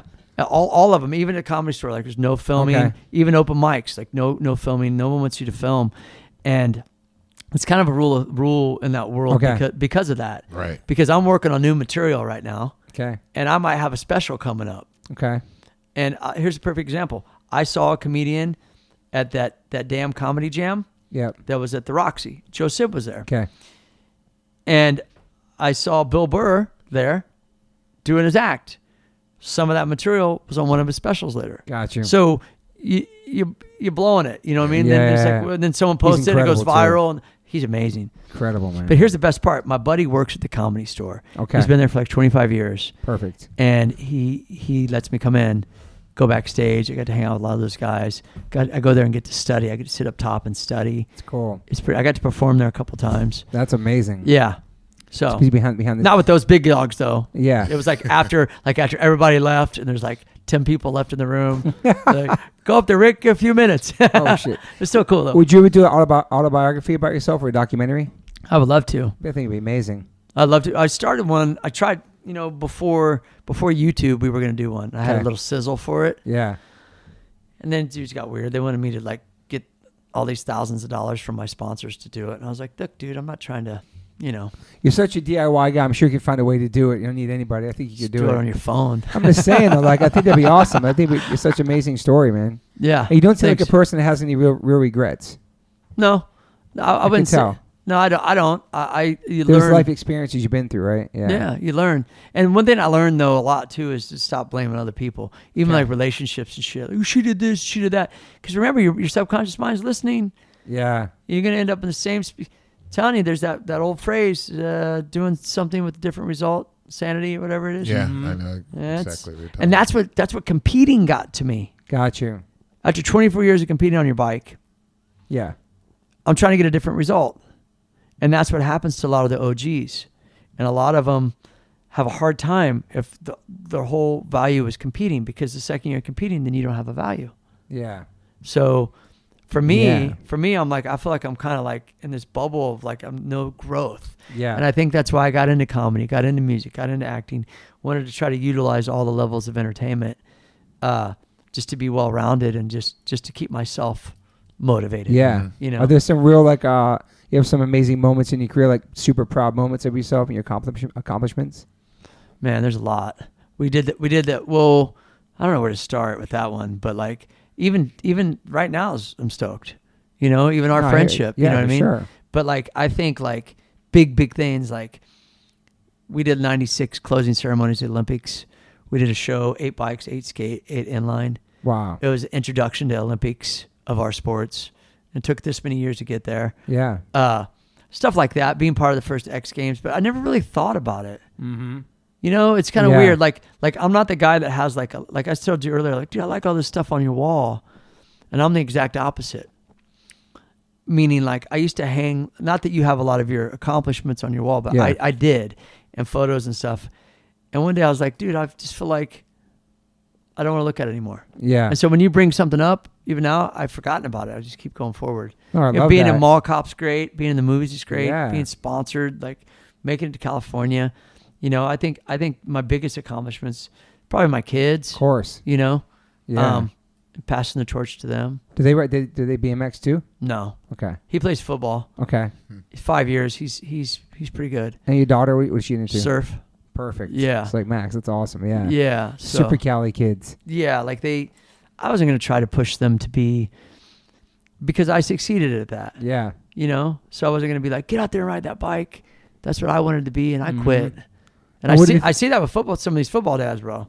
Yeah. I'm sure. Oh, man. and I'm just kind of like, dude, like, They go hard. hard. well, they got this formula that they think's going to work, and not necessarily going to work. No. And the Backfire. kid may get in 11th grade and be like, dude, I'm tired of getting tackled. Absolutely. Facts. Yeah. They got to do it because they want it, and then Yeah. and then it will happen for them. Not your strategy of like, I'm going to hold my kid back a year, and then he'll be 19 when he graduates, and then and then we're going to put him in this school, got it and all this planned academy, and this private school. And then I learned a lot about that. There's some schools that go collect all the good players, so no one else has them, with the intent of never playing them. Wow. So you could brag and be like, I'm at this Just to high have school. 'em. Well, screw that. I want to play. Yeah. So I kind of talked to my son about this, about things Mm-hmm. like this. Is like, it'll happen for you if you bring that energy upon yourself. Yeah, isn't it crazy? Like to come, like you're tatted up dad. You're a BMXer, musician, comedian. You don't do like the normal society thing. Same with us, we're in bands. And then when you go to like a sports event with your kids or like a school function, like, what do you do? You know, I ride a BMX. What do you I'm do? 52. I have Like, my I play bass the- peel back. What do you do? I play a hardcore band. What's hardcore? I play the punk band. Hardcore. Like, you know what I mean? Right. It's just You got X's on your hand. yeah, just explaining to that to like people in normal society. It's still Yeah. crazy, man. And I it can will- imagine you too, because you're full. You know. I've been single, dude, for 9 years. Okay. And when I say that, I always feel like people It go, means you're not the dating apps or nothing. no, Can't look up Rick Thorne right now. No. All those apps. Okay. I'm not on any. Respect. And so the thing is that people go, oh, I get you. Yeah, so you could do what you want. I'm like, yeah, like get up when I want, dress how I want, Right. do what I Yeah. want. I kind of became my own best friend that I never was. Nice. That's cool. That I was always trying to people please everyone else. Mhm. And Love so, that. so what happened with that is that if I meet a girl, oh, so how old are you? 52. Let me see your head. It's tattooed. What do you do for a living? I ride bikes. They're like, what do you mean? I go to the skate park. They're like, loser. Like you're riding that little bike. You're not riding a beach. Yeah, cruiser? they don't see it like a security with that dude. They're like, oh, when are you going to grow up? You're 52. Geez, you're out riding your bike. So I just kind of gave up on like, that isn't going to make me ultimately happy. Yeah. It will one day to meet someone that could Definitely Totally. not that girl. You know, Not that girl. type of girl. Yeah. But I would fall for that. What I used to fall for was what everybody thought I was, like the partier and hanging out in that world and stuff. And falling for like maybe girls that needed to be saved. Do you know what I'm saying? Yeah. And I wasn't saving myself. And so when I did that, and so then I said, well, you know what, dude? I got 2 kids. I need to focus on them. And then now that they're getting older, I'm already having withdrawals, anxiety withdrawals. Yeah, leaving the nest syndrome. I think about it all the time. Man. Sucks. I keep telling Max I'm gonna build you. Like, you can move downstairs, or I'll put a bed in the garage, or you can do what you want. I'm like, Billie Eilish still lives at home. She's 19. You know what I mean? Like, there's no you have the rest of your life to be on your own. You don't have to rush, and you know. Yeah. Yeah, that part's I can't think about that part. It makes me so emo too. Yeah, it makes me sad. And so my daughter's 15, my son's 13. So me and him are still close, but she, you know, I get it. We're super close. Yeah, but the teen years are different. Yeah, And a girl, yeah, it's different. the hormones, just everything going at one time. Yeah, like all the drama, the school, the boys. Can't wait to internet. get out of the house. I can't wait to live on my own. I can't wait to Social drive a media. car. And it's like, yeah, right. Everything, You'll be dude. coming right back. So my mom's like, don't worry. They don't go far. And that's if you've been close as kids. They don't go Yeah. far. They won't go far.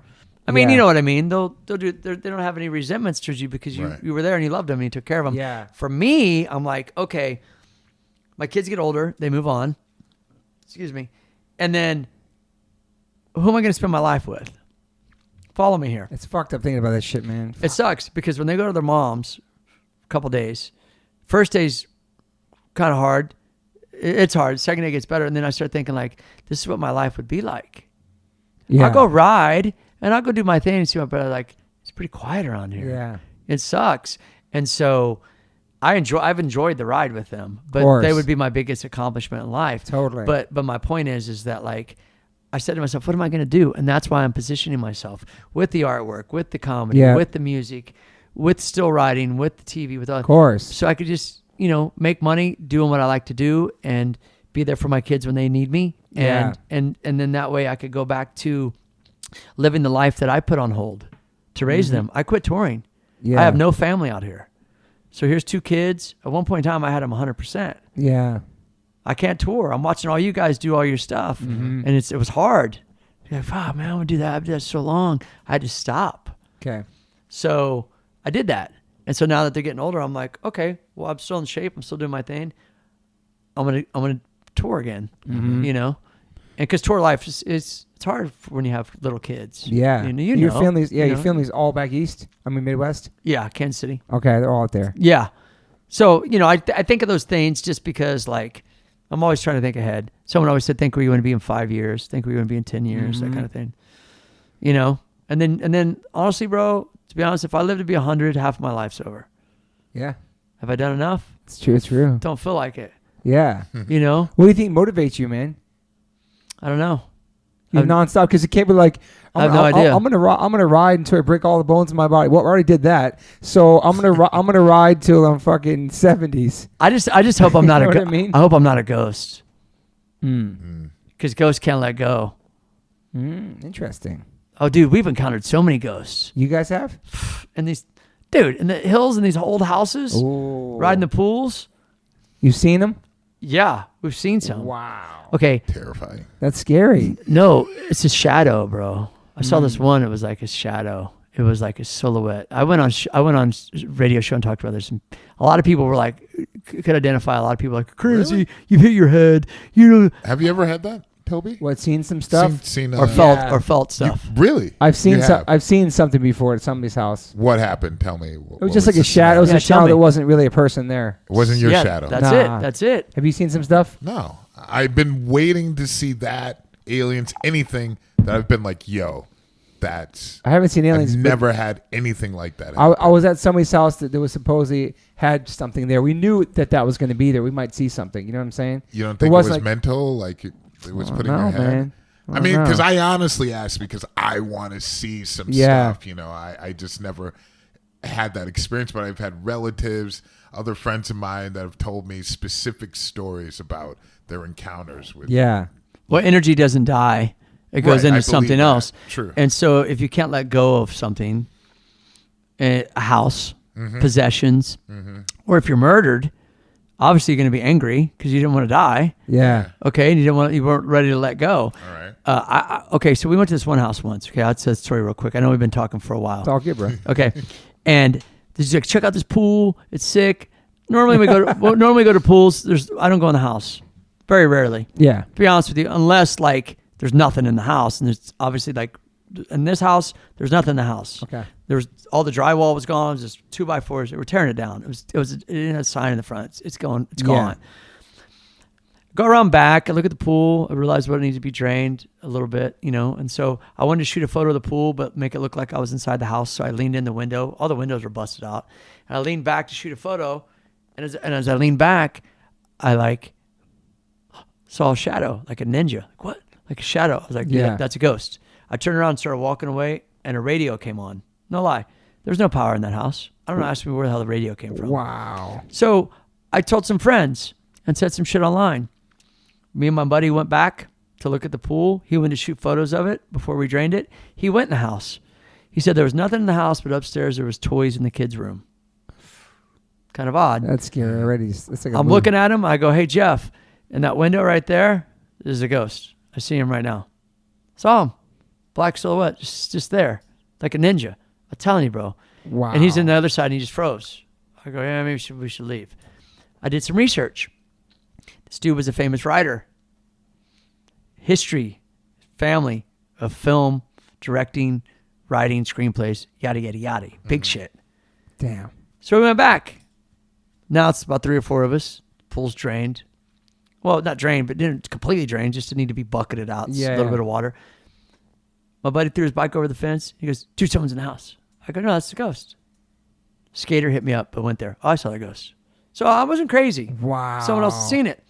So my buddy threw the bike over. Is like, oh, dude, that's not true. I go, okay, that's what I'm talking about. Y'all clowning me.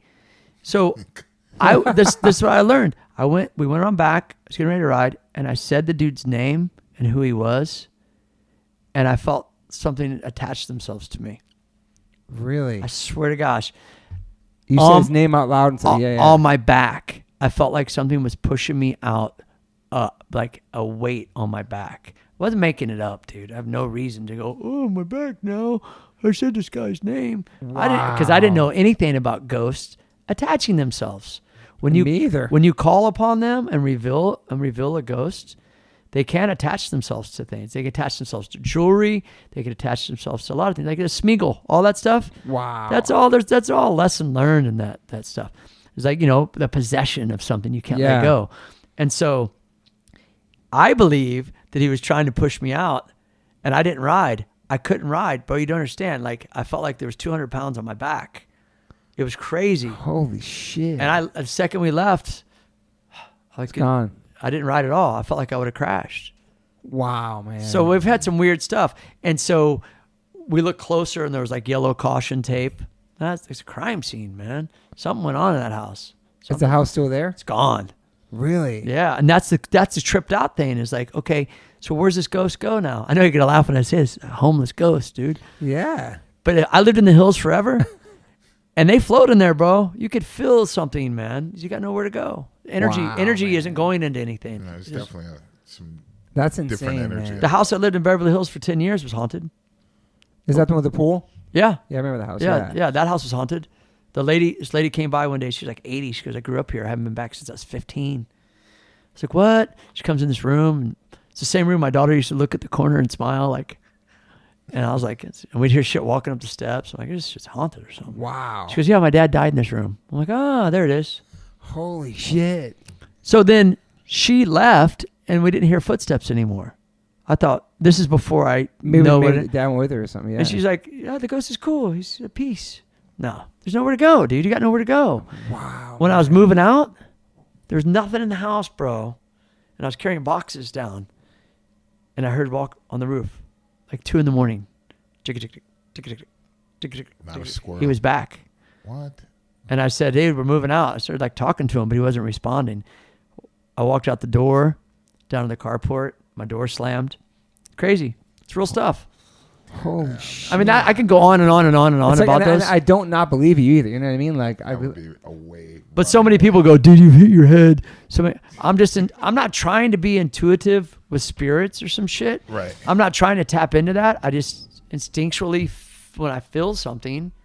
My mom had some shit like that happen to her after my dad died. She kept seeing him at the edge of her bed for months upon months. She was like thought she was hallucinating and shit. My mom, after he died, she would she'd see him at the end of her bed like for a long time. She was tripping. She was crying. She freaked out so much. She got rid of the bed, the mattress. She got a whole new bed after that. She thought he was there because that was their bed. It fucked her up for a long time. She told about the podcast. Is she still in the house? No, this is years when I was a kid, but like she kept seeing him come into that room, man. It's possible. It's fucking gnarly, man. Like, absolutely. That's a whole nother thing, but I learned that this is all connected, bro. I started riding pools because I had a hard time letting go of my house because I worked for it. I told you my story. Yeah. All my shit, and I got this house, and I got to make this work. And I had a hard time learning a lesson of letting go of things. So when you go to ride a pool, and we've been in like $11 million neighborhood. Dude, people buy houses for $11 million to tear them down. It's crazy just for that property. It's insane. Yeah. And they're tearing down these classic houses and these pools. And we rode making big mansions. We rode one not too long ago. 10.8 million someone bought, and like a week later it was dirt filled. Wow. So you got some crazy cash to buy something just the intent to tear it down. Is there like an underground pool culture that knows all the empty pools? There's like a whole crew of people that do that all the time. They all compete with each other. They go to empty pools. They have a secret spot, or they all know. Well, I don't mean it like that. That'd be like a cool app to have for skaters. No, it would, but they empty don't. Pool app, right? I'm serious. No, they should, but they don't last long. Okay. Yeah. But the thing is it's not that they compete with each other. I didn't mean it like that.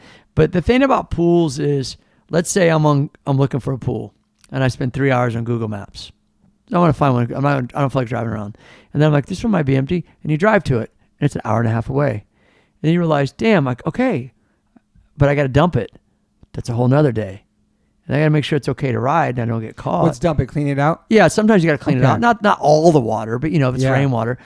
So think about how much time you've invested in finding something, and then someone wants to come along and shoot a photo so they can get some Instagram fame. Mm-hmm. You're protective. You're like, well, dude, I looked for that. I went and drove there. I made sure it's okay to ride. Man, yeah. Or it's permission. You knock on the door. Can I ride your pool? If I clean it out, you're doing all the work. Yeah. If you're not putting in work, then I'm not trading pools with you. So because now you're using me for my spots, and I'm not out here scouting for you. Right. Bring something back to me. So sometimes have you kept pools for yourself? I usually don't. Because the dudes I can't see you doing that. No, because the dudes that I ride with were pretty cool, and I'm cool with all the skaters, Salba and all those guys, and we trade stuff. Yeah, I'm pretty like open. You know what I mean? Like, but the BMX world's even smaller than that. I'm sure. So like, in Southern California there might be 5 or 6 guys that ride pools, but more people would ride them. They just don't want to put in the work. Yeah, because it's a grind. Yeah, I'm going to San Bernardino today for what? To drain this pool out. yeah. What? Yeah. People don't want to do that. They don't got time to do it. Yeah. Here's a couple trick questions for you. So, what was your first trick you learned? A wheelie. BMX? A wheelie. Yeah. Okay. I can do that. Back wheel wheelie. You can do a no-handed wheelie too? No, I never did no-handed. Okay. No-handed wheelie. I don't know if people do that. I've seen some shit online. Yeah, they do that. Yeah. Is that possible? Probably in the big bikes. They're doing like crazy. And then do you still have a favorite trick that you can still pull off perfectly at 52? Yeah. Or have those tricks become harder? No, I think one I'm relearning right now is 540s. Woo. On vert. Wow. But like, no, I have like a number of tricks that I still could do like better. There's not once you retire, like I'm done with that. I want them to kind of. Some of them. Some tricks are hard to hit. Yeah. So if they take like a long time, you just maybe do it for a video, and then you just say you did it, but like you never really grow into the trick like you would be other tricks. Yeah. Does that make sense? Yeah. For me, my riding's always been kind of more like I wanted to ride opposite than other people, not because any other reason, but just to express myself. I didn't want to look the same as anyone else or ride like anyone. Course. So I would kind of like pushes you to learn different stuff and have your own style. Yeah. So there'll be like a lot of tricks people do. I go, I don't do that trick. Like, what? You never done toothpicks? Mm-hmm. That's where you're on the front peg. Okay. On the coping. Is it like a nose pick? A nose pick's your tires up top. Okay. A toothpick, your pegs on the coping. Okay. I never learned them. People are like, dude, it was just one of those tricks where when everyone was doing them, it made me not want to do them. It seems like a nose pick would be harder. Yeah, nose pick, you got to get up on the deck. It seems like what you just said, a toothpick is a nose pick, but having a kickstand holding you up, it's like extra support. On the peg, yeah. It's interesting, yeah. And then you do on the top is where you would do a nose pick. So for me, I'd always try to do something different, have your own style. I love that you still do the doubles, and you recreated that photo of the doubles you and Tony Hawk. 20 years, dude. It's amazing, man. That was beautiful, man. Do you realize time's flying? Do you ever feel that way? Yeah. Oh, especially as you get older. Totally. It goes faster. And when you have kids, too, and you see them getting older, you're getting older, it's like... Perception of time changes. Kids. Yeah, for sure. And that's what it is. As a young kid, you have no concept of time. So no. Zero. High school's like forever. Like, dude, that's 4 years, bro. I know. 4 years ain't that's shit. shit. I love that you're over at Hawks Ramp all the time. Riding with those dudes. It's awesome, man. We got to go down there with me sometime. I love to. I love that you're like the main BMXer they're always with when they skate. Well, it seems like you've always been that. You're not just a BMXer, because BMXing and skateboarding was such weird during the 80s and stuff, but like you're just like, I don't know, as part of the crew, you know? Yeah. But you're on your bike. No, it's awesome. Like the doubles, to back up for a second, the doubles with Tony, that kind of just organically happened. Yeah.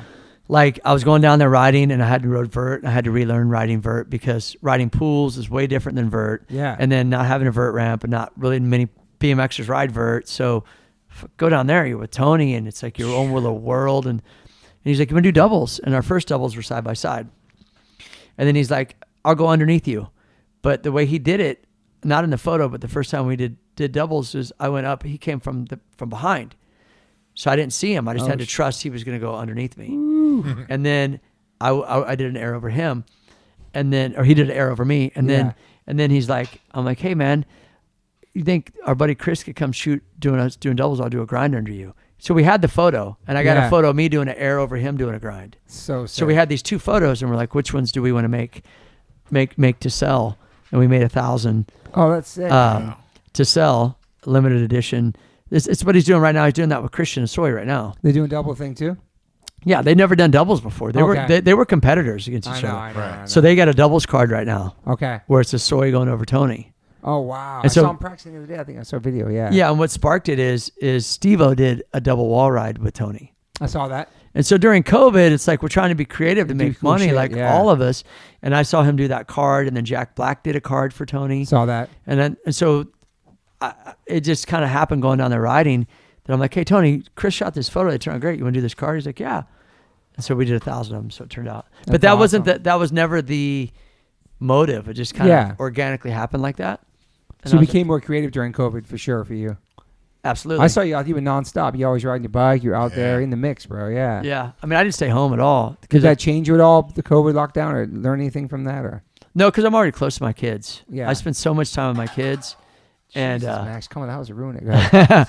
I spent so much time with my kids, and like, because a lot of people are like, oh, we could do, but I stayed pretty active. And you have the cooking with the Thorns. Yeah, we don't do. That's how I got fat, dude. That's how I got fat, bro. You put all those meals up. That was cool though. Your family cooking and stuff. You and your son making stuff. Just teaching them how to be self-sufficient. Yeah. You know, so Max over here living on Kit Kat bars over here. Kit Kat. But yeah, that was cool. I love all the creative stuff you're doing during lockdown. Yeah, man. Yeah, no, yeah, you gotta stay busy. His daughter surfs too, Max. Yeah. What does she surf usually? Zuma. Okay, sick. This guy's all over the place. It's gnarly, right? My friend was there and it was 5 to 6, which is obviously bigger, but so it's the gnarliest it's ever been. Yeah, because the waves they break different ways. If you could. Yeah, if you could surf there, it's easier to surf other places. You surf too or no? No, I should. Do you? I tried a couple times with him. I stood up a couple times and it felt beautiful. It felt amazing to be on the water. I never experienced that. Do it, man. You could do it. It's not like skateboarding. What's that? If you kept out of you. No, I would. Then it got cold and like he went further out and I was just like in the whitewash. I felt like a loser out there, like a kook they call me. I saw yeah, he saw me out there. But he goes hard like every day, you know, he tries to go as much as he can. But that's badass. I love this super Cali kid, you know. I mean, that's his natural high, like BMX was for you. Well, we're in the same way because you're from East Coast. I wanted to raise kids in Cali to live that lifestyle because that's what I always wanted for me. Totally. So that would probably be the only thing I think would be like, you know, when you're pushing your kids to do something, would be more like, not really like in my house, my kids got to do something. Yeah. In other words, they can't just like. Yeah, they got chores. No, not that. You didn't say that. No. They got to do something. They got to do a sport, be artistic. They got to like utilize all what California has to offer. I love that. Because California has a lot to offer if you really just. And it's a lot of money to live here too. True. So take advantage of it. Get the money's worth out here. Yeah, exactly. Not a cheap place to live. Yeah. What kind of music do your kids listen to? Are they into like hip-hop, everything? Everything. Yeah, they like a lot of like. When you said Billie Eilish earlier, like. And like, what's the other one? The Weeknd. Yeah. The Weeknd. Yeah. And they like a lot of rap, but not too much rap as much. Yeah. They like Rancid. They like Metallica. I taught them their range of music to not be one dimensional. Totally. That's great. Because you are gonna just listen to one style and you're gonna miss like so many other things. So there's so many other styles. Even for myself, like we're always finding. It's an old blues band or something. Or whatever. You're still exploring. And because I know for a second, I'm sure all three of us had our like punk rock blinders on for 1 second. Punk rock only, fuck everything else, fuck the mainstream, fuck this, you know what I mean? Mm-hmm. For a second, but not long enough to where I missed anything good after that because like I said before, like you start seeing other bands listening to other music or thanking other bands or wearing different shirts. Okay, they like that too. I'm gonna check it out. Yeah, but it's easy to get in your little skateboard punk rock world when you're a kid. You know what I mean? It is, but I will say, even in my young punk days, I did like a lot of mainstream songs too. Nice. I like the breakdown. Choo choo choo choo choo choo choo choo choo choo. Phil Collins. Yes. Sick, yeah. I would wait for that shit. I was waiting for that shit. That's like a mosh part. Yeah. You know how I got into punk rock?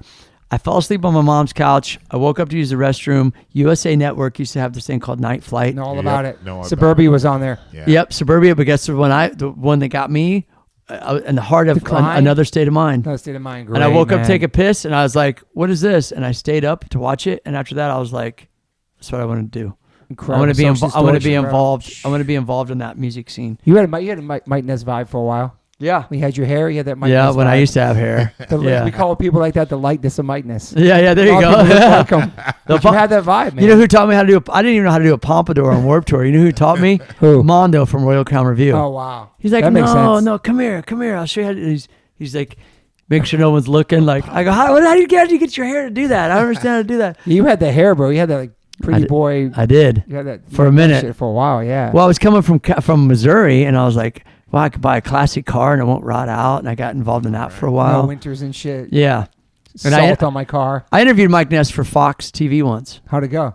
at the Roxy. Was it good? Yeah, it was good. You know, He's amazing, man. yeah, he's right. It's crazy when you grow up in the East Coast loving Social Distortion and the whole vibe, and then you move out and you realize how massive they are. He's like the Elvis of punk rock. Absolutely. So many people look like him at their shows. It's phenomenal. It's incredible. It's pretty man. crazy. Yeah, the wife beater and the tats and the slick back hair. It's a good Yeah. look. Good It is. Yeah, I was rocking that. I heard they call those tank tops slingshots too. Oh, slingshots. Yes, they call them I now. never even heard that term. I just heard that recently. Before. I'm sorry. I'm They're telling changing the name. I I was guess. telling you. Yeah. I can't believe my These son's eating times. Kit Kats, man. Did you already eat lunch today? We're about to get some food after this. And, We'll get some food. You know who dressed like that though? When I grew up, Who? my grandfather. Oh wow. He had a few tattoos on his forearms, Sick. one on his chest. He always wore a tank top, whatever was slingshot, what do you got? A slingshot. and he had his hair slicked back, Nice. and he drove a cab. Dope. That was my grandfather. He smoked cigarettes, so he was kind of like, to me, and he was my only kind of like real father figure because my dad left when we were young. Okay. So my mom's single mom, forever. She like worked in a bakery, Wonder Bread Bakery, and Did your dad ever come back during your Factory. success and try to reach out to you? no, but I found him. Really? I know what we're talking about. You hear a story real quick? Yeah. I'll bust it How'd you out. find him? I had a social security number, and after years and years of crying over Cats in the Cradle and wishing my dad was Cats there. in the Cradle, beautiful song. Oh, dude, I used to cry. I used to have a green 45. I used to sit in my You know room. Jim Croce, Time in the Bottle? Yeah. That's the song that came out right when my dad died. That song fucks me up Oh, to this day. you get- That oh. was my song, Jim Croce. So Yeah, you okay. understand. Okay, yeah. go ahead. Well, sorry about that too. No. And so I never really understood it. You know, like as a kid, you're like, what? And I think for me, I've used my anger, and I tell my son that, use your anger in a positive way. Totally. And so I was doing it with no one telling me that, which was writing. And that's probably another reason why I stayed with it, because you asked me earlier, to just deal with the It's therapy. therapeutic, man. Therapeutic, therapy for myself. So anyways, I reached out to him, and I was 35. And at this point in time, I'm living in Bel Air. I bought a house there. Damn, And chill out, fucking Will I Smith. know. What's up? Fresh punk.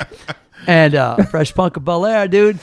And so I just needed this emptiness in me. I wanted to know this closure. And so I call him. I got his number through this service, and they said, yes, where he lives. So I called him and shit. And he's like, oh, yeah, you're my boy. All you ever did was complain. I was like, yeah, well, you left when I was like 7. Like, I mean, come on. Like, and so we really didn't have a vibe. Right. That don't sound like a vibe now. We really weren't vibing at all. And I said to me, like, okay. So then I gave the number to my sister, and she had a lot more issues, with the daddy. Yeah, sure. And so they became friends. They built a friendship. And then once he figured out who I was, he called me again. He says, hey, you're going to be out here with Tony Hawk. Oh, man. I adopted 2 girls from Russia. They're my daughters. I'll do anything for them. One wants to be an actress, one wants to be a singer. Can we get tickets to that show? Wow. Now I did this Rolodex in my head of like, or this flashbacks in my head of like collecting cans on the street with my mom, digging in trash cans to find stuff to have garage sales, all that to get out of an apartment to rent a house. Never gave any child support, yada, yada, yada, yada. Yeah. Now you want something from me? Yeah. I'm not giving you anything. Yeah. So I said, no. He's like, have a nice life. Wow. And I was like, okay, I will. And that was it. Because I felt like insulted, a little bit like you didn't make me feel like you cared about me. But then the second conversation, you're just bragging about these girls that are your daughters and you do anything for, but like you left us hanging. And It's now harsh. It's horrible. you want something from me. So I left it alone. Time went on. I said, okay, I closed it. Yeah. And then he I guess he came out to Manhattan Beach and he was like, hey, you want to come say hi? And at first I was a little timid, but I was like, never saw him face to face. So part of Yeah. me was so curious. I was like, sure, I'll come say hi. Mm-hmm. So I went out there and the whole time he's like, so you know Travis Barker? We saw you on MTV Cribs. She wants to be a singer. She wants Oh to be. my God, man. And then, but before I met these girls, they sent me letters in the mail with their school photos saying, dear brother, I miss you. I don't know you. Mm-hmm. Wow. Like it was like Jerry Springer shit, bro. Yeah. I'm being real. I kind of thought it was kind of comedy a little bit. I thought this was funny. Mhm. So when I saw him, it all said it to me, and it was cool. Yeah. Ain't a big deal. And I remember the last thing he said to me is he leans on my truck and he's like, hey, man, I used to make a lot of money. And someone told me when I'm dying, do you want to be at work on your deathbed? Do you want to be at work? You want to be with your family? I was like, is he saying this to me? Like, I was like, you know what, dude? Check it out. I ain't gonna be able to be friends with you. You got your life. You're doing your thing. You do your thing. And I just drove off and that's it. Wow. And that was it. and I'm cool with it. Right. Yeah. I get it, and there's no more crying over you or one. And I'm glad though. Yeah. I'm actually glad because I am who I am. Totally. So I'm cool. Yeah. But with my kids, no. He's never tried to reach out for you to talk to me, to my grandkids, nothing like that, right? No, never. No. And with my kids, no one gets left behind. No, Yeah, nobody. And so I was willing to sacrifice, put my life on hold to raise them, to do the right thing, to break the cycle. And I'm glad I did.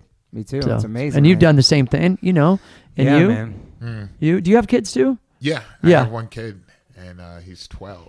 Oh, so you get it. But I definitely understand the dad coming around from my ex. I understand, like, her father has 2 new kids and treats them, the best father in the world. Yeah. But You're wasn't really that way with her. Got it. And so I can Are you and your ex together, or do you get your No, kids? Oh, so the no. kids, you got joint custody. Yeah. Yeah, got it. And so, but he spends most of the time with her. In another country, it's pretty complicated. Wait, what country? Czech Republic. Got it. So it can be, I can feel that resentment with her because Sure, her father man. is really into metal. So he's at every show that we do. Oh, wow. And he's always like asking her, like, hey, can we get tickets to this? And for me, I kind No of shame, always man. felt like in the middle, but I could see how it would really bum her out, Yeah. like all the time. But, I just wish it's hard for people to really let go of that, Yeah. and Yeah. get rid of that anger, because that's a lot harder to carry around. Yeah, that 100%. hateful bitterness, it's really heavy. Well, it's like we were talking about earlier about your body too. Yes. Yeah. Hanging on to pain. Yeah. When you acknowledge it, Mm-hmm. I mean, it's going to be cheesy cliche, but like accepting is kind of true. Yeah. But I also believe some people have done you wrong. You accept them, but you're not really the friend I thought you were. But, Yeah. So but there's that's a okay. balance to that, Right, you right. know? That's true too. Yeah. And I mean, was your sister able to have some type of relationship? Oh yeah, She absolutely, was. absolutely. So what is it that have you She- talked to her about her? Like, what is it that you see in him that I may not be seeing?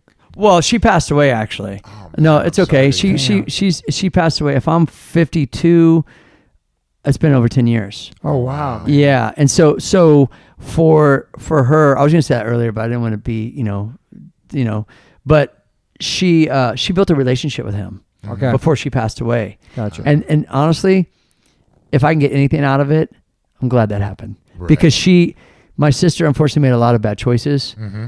especially with men, looking for what he should have gave her, Right. Ooh, got you. and I knew that when I had my daughter. Right. Because I knew the situation I was in. I used to go to therapy about my sister. She had been through a lot. I was trying to help her in a lot of ways. Right. Okay. Being her brother, and a lot of things that she was involved with, like all the partying and the drugs and stuff like that, and a lot of the people that she was putting herself around. Mm-hmm. And I said, man, I can't have that happen to my daughter. Right. So for me to say, well, you guys before you passed built a relationship and you had somewhat of a healing, made it worth it. Oh, Yeah. that's So great. regardless of what he feels about me or wants to pimp like his Yeah, adopted daughters out so they can meet Travis or some shit. I Right, was right, like, right. I'm just like, what's going on? I was strong enough to be like, okay, I get it. I was right. Geez, I wish it would have been different, but nah, fuck it. I'll keep moving on. Yeah. That's kind of my attitude about it. Mm-hmm. And you tried to reach out to him originally in the first place. You know what I mean? Yeah. But all you could see was like money and fame and all this stuff. And I wrote a song called Dad I Never Had. Mm. And then I played, where did I play? One night I played somewhere. I'm trying to remember what it was. It was over by Universal in Hollywood. Yes. And somebody's doing some night over there. And so we played. And then I remember it was my birthday. And the last time I talked to him, he sent me an email that said, happy birthday from the dad he never had. Wow. And that was the last, I didn't respond. So he heard the song. But yeah, the song's not nice at all. Wow. Oh yeah. He fucking got the message though. He got the message. But he doesn't care. He doesn't care. If you, But if he didn't, he wouldn't have mentioned it. right. And I meet some people before like, yeah, dude, I met this one guy. He's like, yeah, I got kids. My daughter just moved back in. She's 16. I'm like, cool. Oh, cool, man. That's great. Like, where'd she go? Well, she was homeless for a while. I was like, what? She's 16. Yeah, I told her she can't stay here too much longer. She's got to figure it out. I love her. I'm like, are you trying to impress me that you're a dad? Because you don't sound like you're a good dad. Yeah. Sounds like you're a deadbeat. Yeah. You know, and you can't wait for her to leave. I'm like, no, I don't want my kids to leave. Me too, man. I feel on that. But you know, you can't go through life. What I learned is you can't go through life stuck. Yeah. And you have to use it right for your benefit. Yeah. And that's something that I'm good at doing. Because I'll take it and I'll use it into something and just learn to be like, yeah, all right. Yeah. You know what I mean? Yeah. So I love it. I learned so much about you today. I'm so happy this happened because I've known you for like over 20 years. I know, right? Hung out several times, played the Warped Tours together, cross paths, you know. You always been cool to me, inviting me to stuff, you've always dude. Been cool to me and always you been hooked me up with Trig. They still owe me money. What's up, Trig? Daniel the Swede. Daniel. Oh, I have some technical questions before we leave. Go ahead. What you got, homie? So what do you, spokes or mags? Ooh. There's some real BMX talk right now. Okay. Sorry, for style. I'm curious. For style, tough. Oh, okay. Yeah, Chromags. For style and looks of how bad, because I ran them for a while, for a couple years ago. Mags, tough wheels. I love the way I've always loved. But I wasn't riding vert. Right. And the second I got on vert with those things, less tire pressure and they flex. You feel like a sponge. So I had to go back to rims around 100-pound pressure. Okay, now I know. Right, yeah, because when you have rims, you can put 100 pounds of pressure in it, and then it's faster. Yeah. Tires are skinnier. When you're riding street or park, you could do like 60, 70 pounds. Some dudes run 40, and you run fat tires, and you could absorb the landing. It's perfect for that. But if you're trying to do back-to-back airs and go higher and higher on vert, I don't. I see. Rims for me. Toughs look way cooler though. They look. But the brakes suck. The brakes aren't good on them and stuff like that. I don't know what these people are talking about. What about like? I always. We're like in ears or cordless mic. I was always. Derek just had some in ears. Breaking cranks. Oh, Jesus, go ahead. That was horrible. Literally in your ears. Terrifying. That's crazy. I'm not gonna say the brand either. Yeah. But I always used to be like I was a heavy kid, you know, and so I'd always have like breaking cranks. I was like, God damn it! Were you one-piece cranks? Yeah. Yeah, that's why. I was just like, what? Three-piece cranks don't break; they pretty much bend. If the arm. All the BMX nerds love this conversation. Yeah, Go ahead. yeah. They're like, dude, there's no way. Oh yeah. As soon as I got my flight cranks, I was just like, oh my God. Red line flights, like, baby. Yeah, I was like, this is life. The only time I really wanted to be on the BMX is when I watched E.T. It's my favorite movie of all time as a kid. Yeah, man. That's a good one. The BMX crew, that was so sick. And those are all the old pros that were in that. Okay. Eddie Fiola, Bob Haro. I didn't even know that. Yeah, man. You knew that? Yeah. Oh, RL, I think RL. Dude, those magazines, I was BMX Plus and BMX Action were like every day, like, oh my God. Here's the crazy thing about BMX Action, since we're talking about this. And Okay. There's two BMXers and one skater. You got to get down with this. BMX Action was a magazine run by Bob Osborne. And his son was R.L. Osborne, which was a BMXer. And his sister was Wendy Osborne. She was a photographer. His dad started BMX Action because R.L. freestyled. Wow. And I just talked to R.L. I did a podcast with him the other day. And I brought that up. And I'm like, dude, if you would have never rode, there would have been no BMX Action. That's amazing. Wow. And how cool of a dad is that, though? To be like, I'm starting a magazine. And guess what? Your sister's going to shoot the photos. That's amazing. I never knew that. Yeah. That's amazing. Yeah. Wow. It's pretty sick. Wow. Yeah, so they were those guys were doing everything we Dad's did. making us look bad, man. I know, right? I know. I need to step it up. And no, I got to ask you guys. So I was at a skate park in Czech Republic, and I just see spray painted like bikes, scooters, losers, you know, something like that. That's the new BMX skateboard rivalry. So are BMXers and skaters completely against scooters? Like what? Man, here's how I don't skate in the public parks to even know that. Here's my deal. Yeah, at a park, no okay. I like going to skate park where nobody's there. Yeah. I don't care less people. Mm-hmm. If you know how to skate and ride, or even scooter, and you know what you're doing, cool. If you go to listen, hear me out, because you got to listen to my rationale. Okay. Because if there's a bunch of kids that are skateboarders, let's say, okay, and they don't know how to skate, they're kind of in the way. Yeah. Right? No offense for my level, because I don't want to run into them. The same way I feel about if it's bikers or scooters or whatever. So for me, if I go to like say a skate park like Santa Clarita Skate Park, there's 80 kids there. It's hard to get a line in. I'm going to run into someone and someone's going to get hurt. I don't like it. Not because I'm not encouraging kids to do it. Now, you know how many people told me to quit riding bikes? Follow me. I'm sure. A lot. Yeah. Sure. like quit. We hate you. We hate you. We you're hate you. good. Quit. But back then, didn't matter. Quit. I hate you. Ages So was gnarly with that. Like, Man. it's if you kinda- rip it's it, kinda- like, yo, that guy. it's kind of hard for me to be like, as much as I feel like someone on a scooter. It's easy for me to go like, screw scooters, and you guys suck. But it's It easy. happened to you. I got it. But as easy it Right. is for me to be like, that could be another biker Right. instead of a scooter, because it helps our industry. Because our industry's hard to make it in. Mm-hmm. You asked me earlier about bike sponsors. It's hard. Yeah. Okay, financially. So in my mind, I'm like, all the parents' money are going to scooters. Kids could do a lot more on a BMX bike in my mind. Yeah. But I'm not going to go around hating on these kids. Yeah. Because everyone hated on me, and they hated punk rock, and they hated like what I did, and I was always like, I'm fuck happy- you, I'm fuck happy- you, yeah. you know? Mm-hmm. I'm happy when kids were outside, not on their phones, doing some Yeah. shit. Yeah. I know it's kind of. Skating, surfing, scootering. It's awesome. Man. I used to ride for an inline company.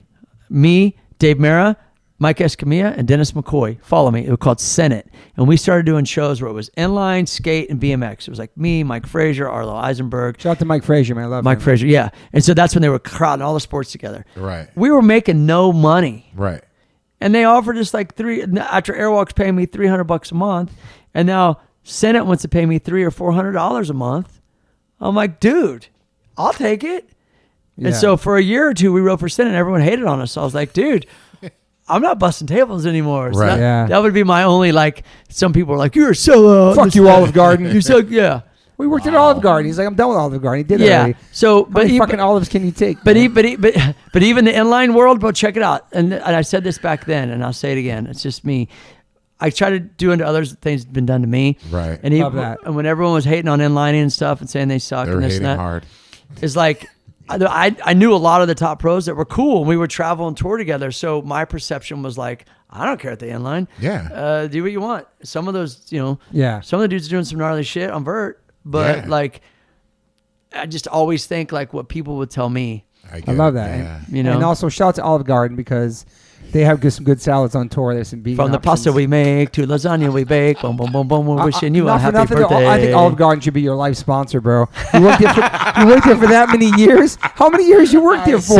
Seven. Yo, anybody at Olive Garden listening, man? Facts. Unlimited breadsticks for life. And this guy, he remembers this If song. Olive Garden were to get, like, if they stepped up to that, then I would be like, Dude, this dude was Listen, I'm trying to budget kill you guys Yeah, I about was the like, scooter and the well inline done, then. Olive Garden. But this guy worked there for so many years, and he had pride there. He still talks about it. Man, It's his roots. I want to push He knows that the song. for you. Dude, I'm going to But I have nightmares about cleaning tables sometimes. I'm Yo, like, when They this should podcast- definitely I know sponsor going you, back- Olive When this Garden. podcast comes out, I'm going to tag Olive Garden in the post. Yeah, Yeah, no doubt. sponsor me, Olive bro. Garden Dude, you get free definitely food for sponsor life. You for no doubt, man. dude, pasta That's a fagioli good- it's a good soup. look for Olive him. Garden turned Rick Thorne into the man that he is today. Yeah, it's All that hard work. It's a good look for them. It You'd be is. better than that horrible. How many years at Olive Garden? 7. I worked at Subway for a year and a half, and they ordered me a long sleeve shirt because my tattoo said "Meat is Murder." They don't want to be promoting We didn't even talk about vegetarianism in that the company. '80s, so they ordered me a long sleeve shirt. There was like 80 something. I worked at. And they made bad choices. Subway. But even back Alright, then, sorry. if you were a vegetarian or a vegan, Subway's not fresh. Yeah. Subway is picking the wrong people to sponsor them. If you get my drift. Okay. Well, This who's was- true this there? was- this You know was- that dude, yeah. I know, but this was the 80s. This is the 80s. This is before he was born, actually. Okay. That that before he was dude. born. But Olive Garden. Yeah, Rick Thorne. Olive Garden. I No. think that would be great for them to do that. Let's do it, dude. I'm down, It's like a dude. new- The Thorne salad. Yeah, it was Thorny like salad. A whole new look for Olive. Thorny salad in there. It's like cool. I know. All you could eat thorny salad and breadsticks for sure. The man in black, the biker in black, Rick Thorne, thank you so much. It's way overdue, this conversation. Thanks, And just dude. like I'll say this with Fat Mike, like you know somebody for so many years, you finally sit down with them and learn so much more of their story. You love them, appreciate them more as No a doubt, person. no doubt. Got mad respect for you still doing your inspiration to so many people. Thank you. And I love that you keep going, man. Thanks, brother. You too. I appreciate you being here. Derek too. I'm sure I put all my notes. I think people are going to love this. My first BMX Pro on the podcast. It's pretty sick, man. It'd be great. Thanks, dude. The Adam 22 was pretty cool. Yeah, he knew Adam- so much about the BMX world. I had Yeah, no man, idea. yeah. Well, he From did. your He did podcast. he did the come up. You were on there too, yeah. Yeah. I was just on there last week, yeah. Yeah, and then he went from that to. BMX blog. So all he that. must know your whole world. Oh yeah. You got knowledge, bro. Yeah. Me That's and cool. him are cool. I went on That's his the no jumper Oh, before. nice. I just went on Yeah. there too last week. It was really fun. Yeah. Awesome. And he's been pretty successful too. So Yeah. Rick awesome, Thorne, dude. thank you, bro. Thank you, brother. Much Right love. Appreciate you being here. Much love. Yeah. Hell yeah. Bye, everybody. Hey y'all, Liquid Death's been so kind to give me a promo code. So for your first purchase on liquiddeath.com, go to liquiddeath.com/OLOC and you get a free set of koozies with your first purchase of H2O, still or sparkling. If not, you can try it also at Whole Foods or 7-Eleven. Use the promo code OLOC for your first purchase of Liquid Death. Thank you, Liquid Death, for your support. Appreciate you so much. Murder your thirst. H2O saves lives, y'all.